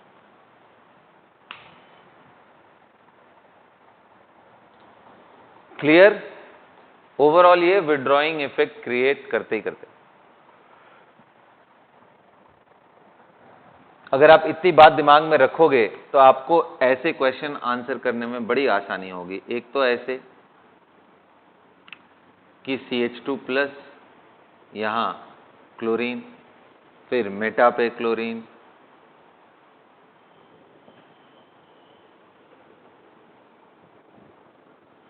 ये अच्छे से नोट करके लिख लेना, बहुत काम आता है ये। और फिर एक नॉर्मल सा। अभी इसमें कोई पूछे कि बताओ स्टेबिलिटी ऑर्डर क्या होगा, तो दिमाग ही नहीं लगाना है बाबा ज्यादा, प्लस एम सोचना ही नहीं है। सब के सब क्या है, विड्रॉइंग, ये माइनस आई, ये माइनस आई, ये माइनस आई, सब के सब खींच रहे हैं। फिर अच्छा सबसे कौन सा हो गया, तो ABCD में सबसे बढ़िया कौन सा हो गया बाबा, सबसे अच्छा तो D हो गया सर, है ना, बोलो। अब D के बाद बाकियों में,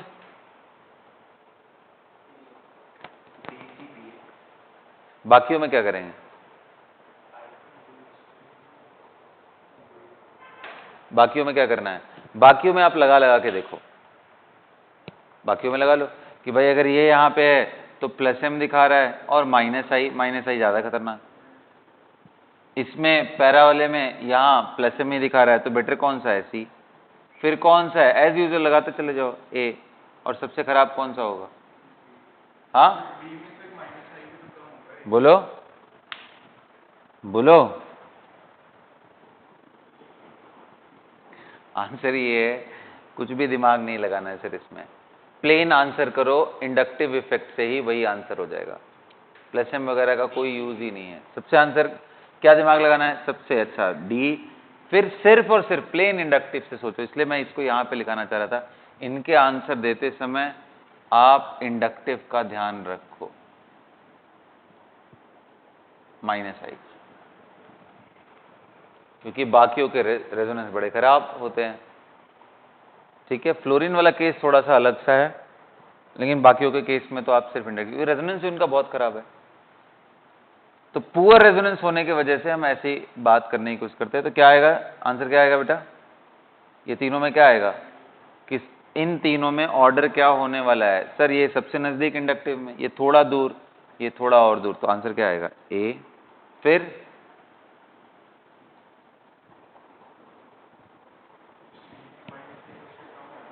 किसमें, Cl में, हाँ C में सबसे कम। अरे जी, हाँ वही उल्टा हो गया, मतलब उल्टा हो गया। आई होप तुम लोग समझ रहे होगे, जितना दूर कार्बोकेटाइन से उतना कम इंडक्टिव पावर ना, तो C आएगा, फिर B आएगा, फिर A। समझ गए बच्चों, चलो ठीक है। So we are done with the stability of the carbocation.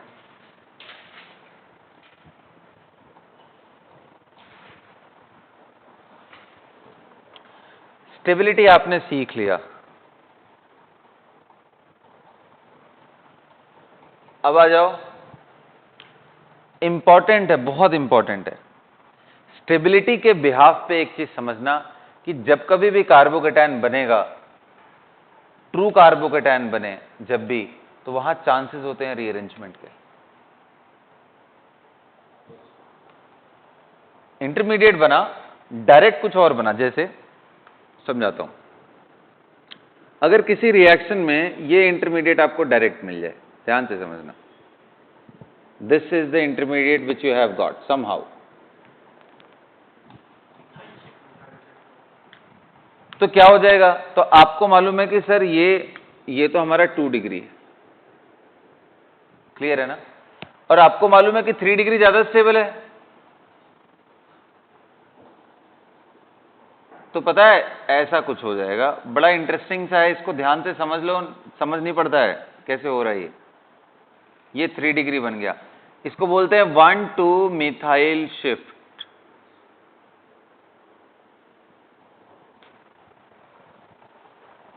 अब होता क्या है, इसका एक और एग्जांपल ले लेते हैं, वहां से समझाने की कोशिश करते हैं। मान लो हाइड्रोजन हो, ध्यान रखना हाइड्रोजन का माइग्रेशन सबसे बढ़िया होता है ना, काफी बढ़िया होता है ये 1,2 हाइड्राइड शिफ्ट। अब ये है क्या, ये समझो पहले, उसके बाद इसको नोट करना, पहले समझ लो अच्छे से। मतलब एग्जैक्टली हुआ क्या, ये भी 3 डिग्री, ये 2 डिग्री था। आपको मालूम है 3 डिग्री इज मोर स्टेबल। ध्यान से देखना, हमेशा 1,2 वाला होता है एडजेसेंट। क्यों है ऐसा, वो समझो बात। ये वाले केस के बारे में मैं समझाने की कोशिश कर रहा हूं।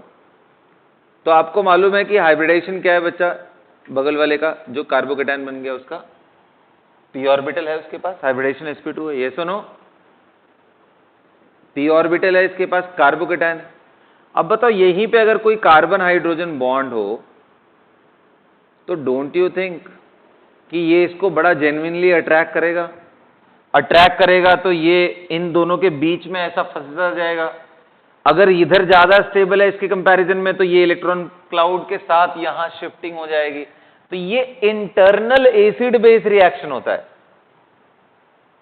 ये पूरा का पूरा ग्रुप बेसिक जैसा बिहेव करते हुए इसके पास चला जाता है और यहां प्लस आ जाता है। और आप खुद सोचो क्यों 1,2 ही होता है, क्योंकि इंटरेक्शन तो 1 और 2 के ऑर्बिटल्स का ही हो सकता है ना।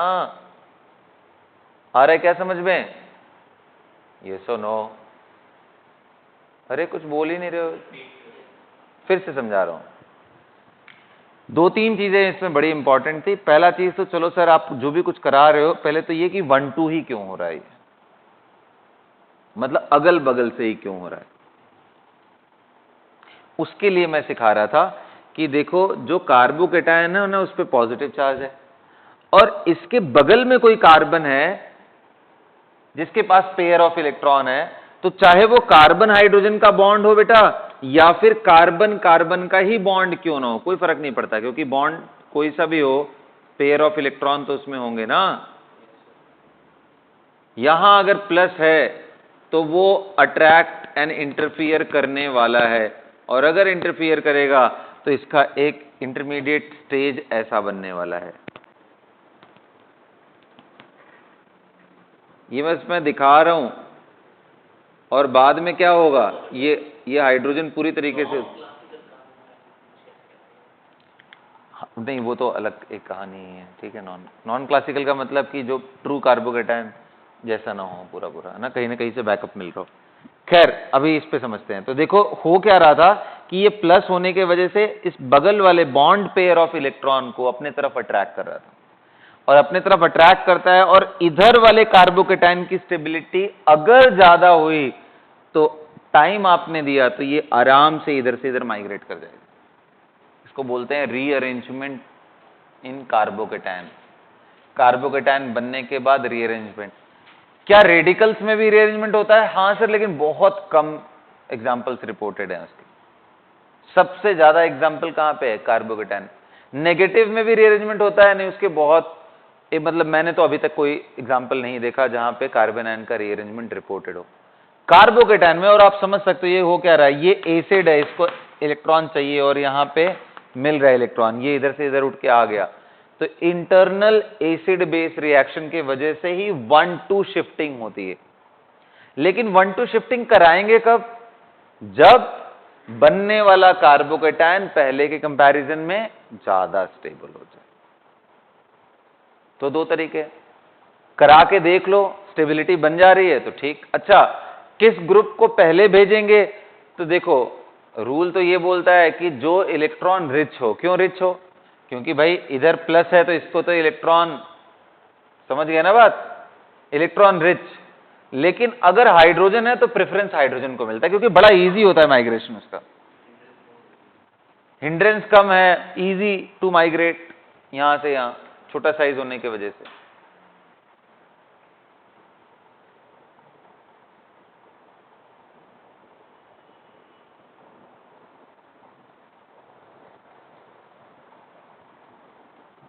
तो इसलिए पहले वाले में देखो मिथाइल भी थे और हाइड्रोजन, तो हाइड्रोजन चला गया। यहां मिथाइल है, मिथाइल है, मिथाइल है, तो मिथाइल को जाना पड़ा। समझ आया बात? So please make a note that in case of true carbocation, rearrangement can take place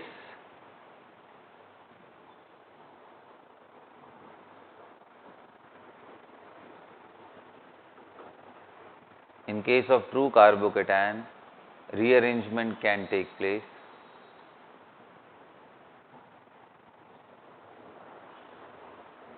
provided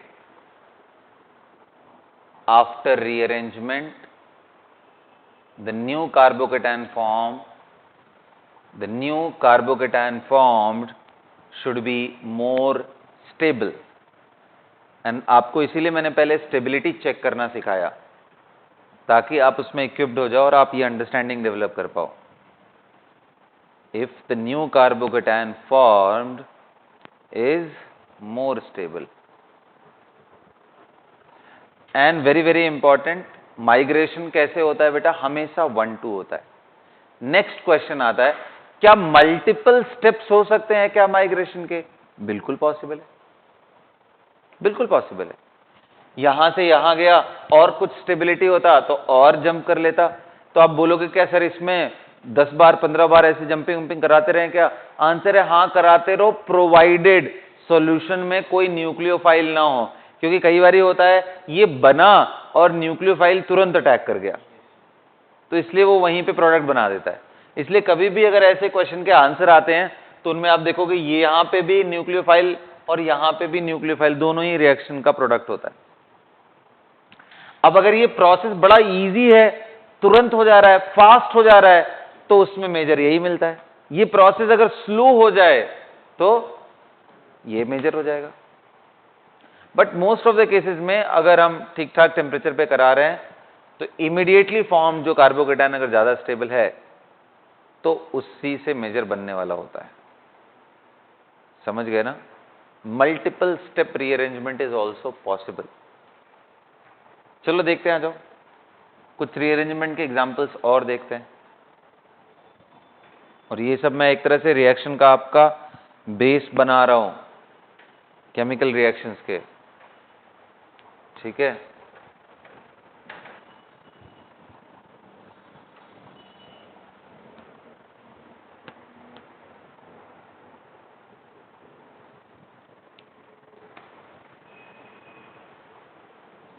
third example,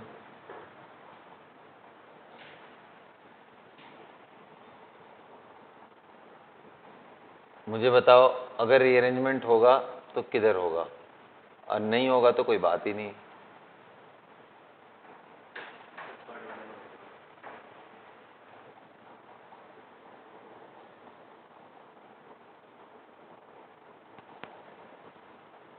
मतलब ऐसा नहीं बोल रहा हूं कि रीअरेंजमेंट यहां हो,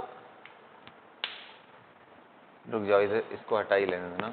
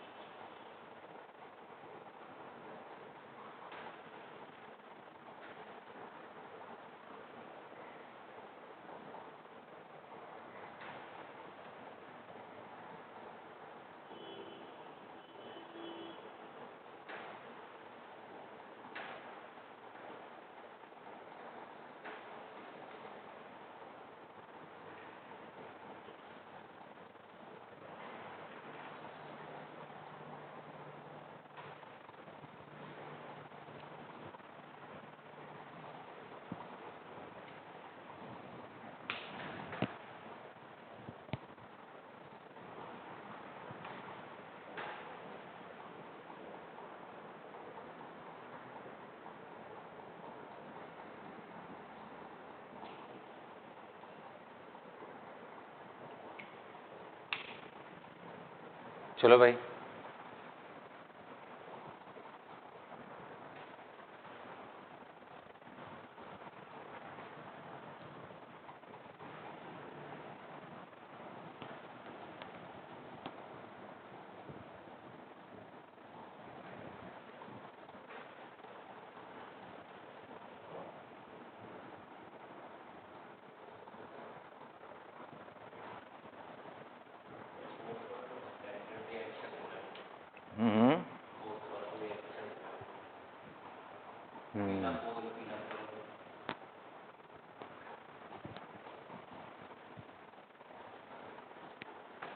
राइट, कर लिया? कंप्लीट करो सब फटाफट, मैं देखूंगा इस बार आके, स्टेप चेक करूंगा।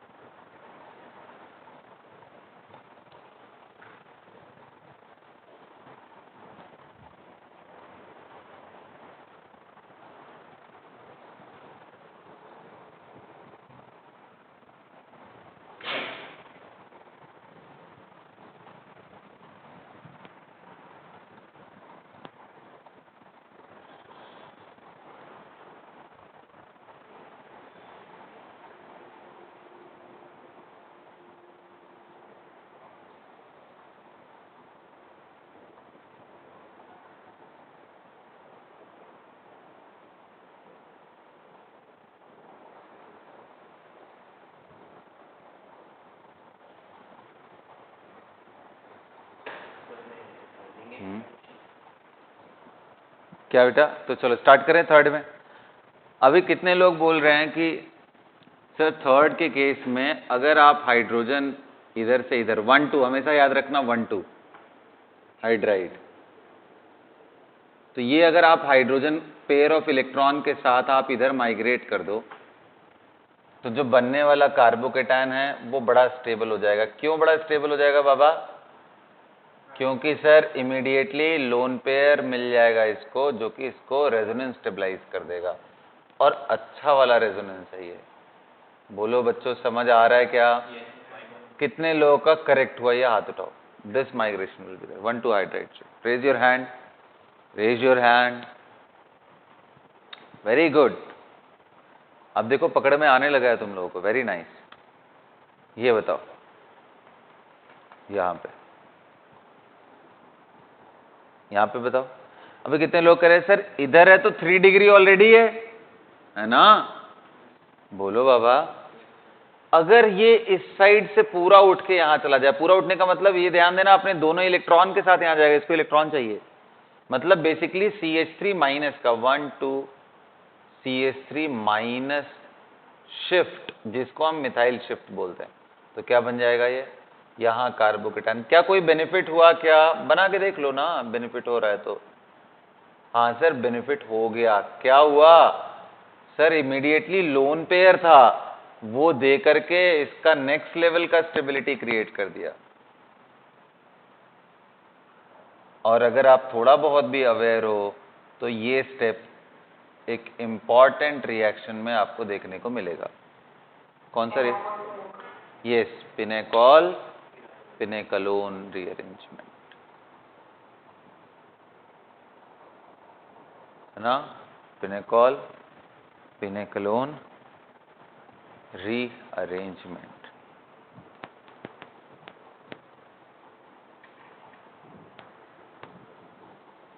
इज दैट क्लियर बच्चों? समझ आ रहा है? तो वैसे ही कितने लोग कह रहे हो कि सर यहां पे भी वही चीज तो कर सकते हैं, ये हाइड्रोजन उठा करके माइग्रेट कर दो। 1 2 हाइड्राइड शिफ्ट क्या बन चुका है? यहां पॉजिटिव, लोन पेयर दे देगा यहां। समझ आ रहा है?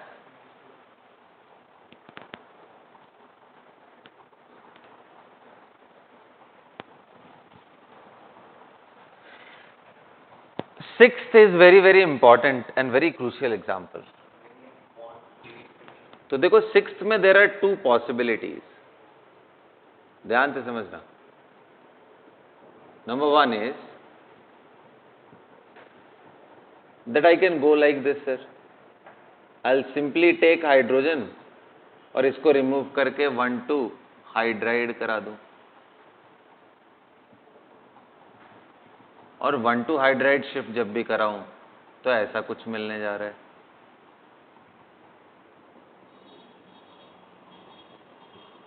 बोलो, कुछ ऐसा मिलने जा रहा है। और ये क्या हो गया 3 डिग्री कार्बोकेटायन, ये क्या है 2 डिग्री। क्या ये ज्यादा स्टेबल होता है? जनरली तो होता है, बट यहां प्रॉब्लम आ गई। क्या प्रॉब्लम आ गई कि आपने ना यहां पे रिंग पे sp2 हाइब्रिडाइजेशन क्रिएट कर दिया, और वो भी 5 मेंबर जिसका एंगल ही 108 डिग्री हो सकता है।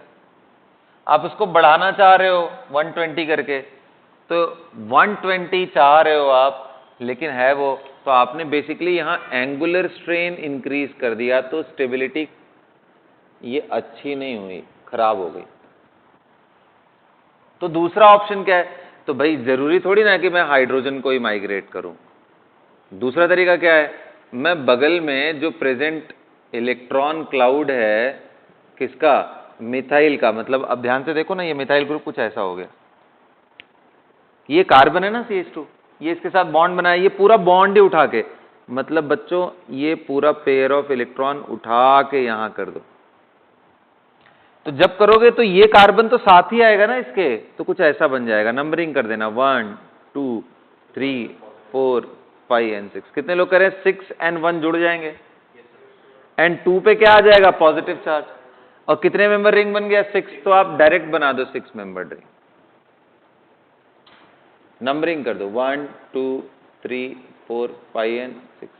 ध्यान से देखना, नंबर 2 पे पॉजिटिव आना है, और 2 पे पॉजिटिव है, और 1 पे क्या अटैच है? CH3।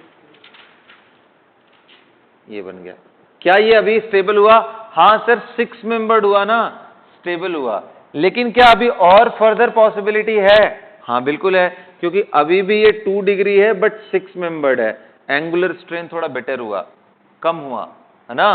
बोलो। लेकिन अभी कितने लोग कह रहे हो कि सर अगर आप ये हाइड्रोजन करा दो फर्दर 1,2 हाइड्राइड, तो ये क्या बन जाएगा?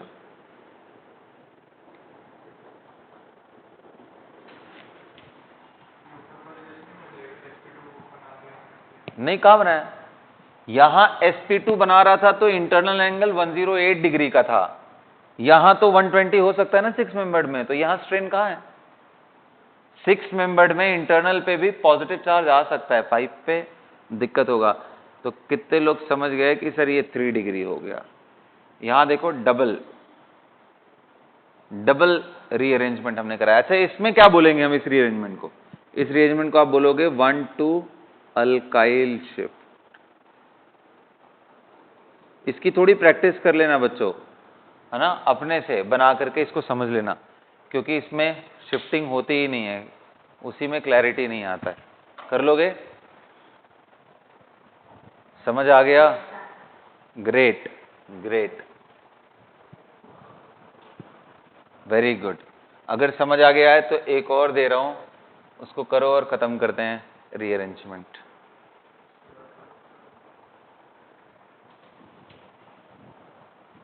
Actually formation of carbocation is one of the very important thing, but कोई बात नहीं, उसको मैं बाद में दिखा दूंगा। ठीक है? थक गए हो तो बता देना तुम लोग, मैं क्लास ऑफ कर दूंगा। हाँ हाँ, 10 मिनट का ब्रेक दूंगा पक्का।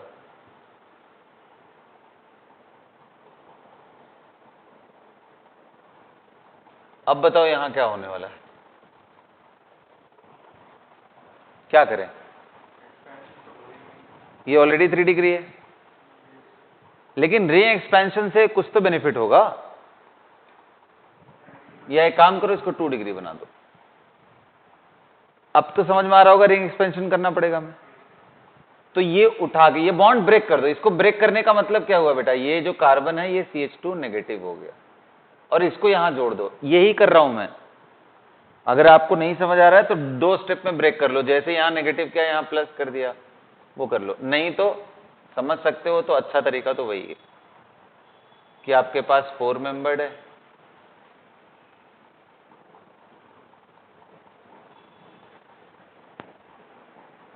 तो क्या कर दिया कि ये 2 डिग्री कार्बोकेटायन था sir, 1 to methyl alkyl shift, alkyl methyl group है ही नहीं यहाँ पे, तो ये पूरा का पूरा पेयर ऑफ इलेक्ट्रॉन के साथ मैंने यहाँ शिफ्टिंग करा दिया।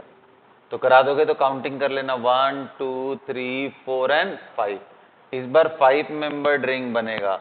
Numbering 1 2 3 4 and 5। चार्जेस किस पे हैं? 2 पे सर एज यूजुअल, और CH3 1 पे अटैच है। फिर क्या करोगे? देखो ये भी अभी एंगुलर स्ट्रेन है इसमें, है ना, लेकिन अभी तो मजबूरी है, अब इससे ज्यादा एक्सपेंशन तो हो ही नहीं सकता, तो हाइड्रोजन को इधर से उधर कर देगा। सो 1 to हाइड्राइड शिफ्ट।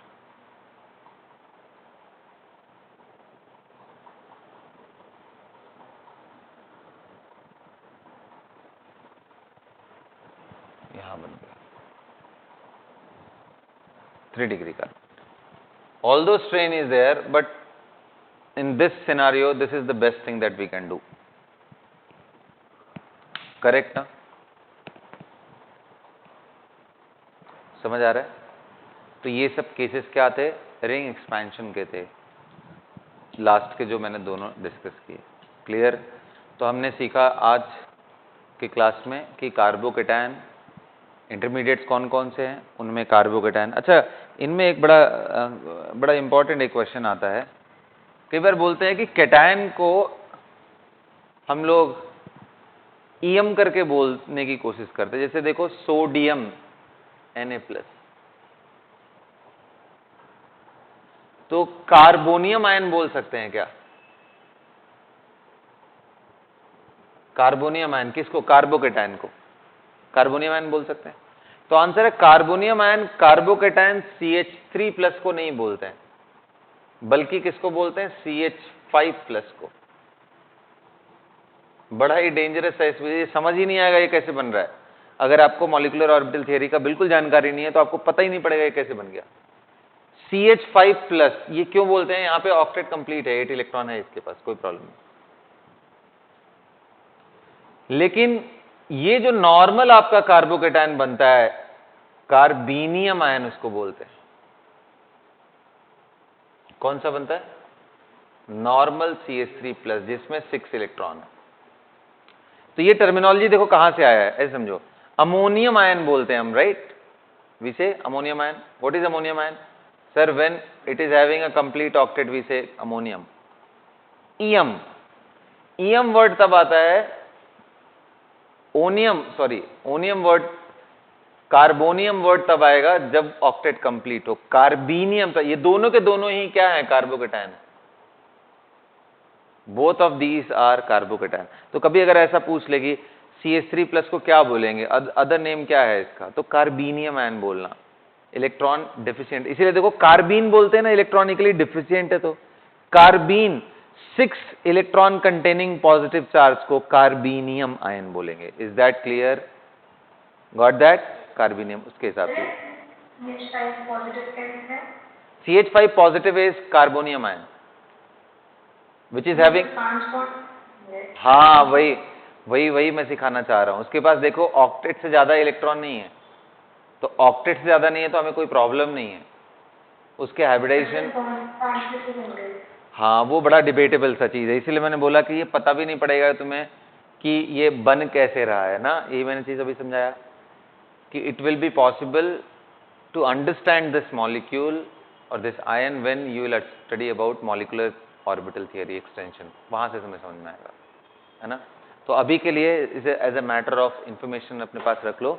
मेरा पूरा पर्पस बस ये था कि इसको समझाना कि इसको कार्बोनियम आयन नहीं बोल सकते। जैसे नाइट्रोजन का कैटायन अमोनियम आयन बोलते हैं, वैसे इसको कार्बन का कैटायन कार्बोनियम नहीं बोल सकते। तो कार्बोनियम का डेफिनेशन कब है? जब ऑक्टेट कंप्लीट हो तो, ठीक है। तो इसलिए कार्बोनियम ये है और ये कार्बेनियम है, 6 इलेक्ट्रॉन कंटेनिंग, ठीक है। अभी तक के लिए दिमाग में रखो। So with this last point, let's end this class for now, right? और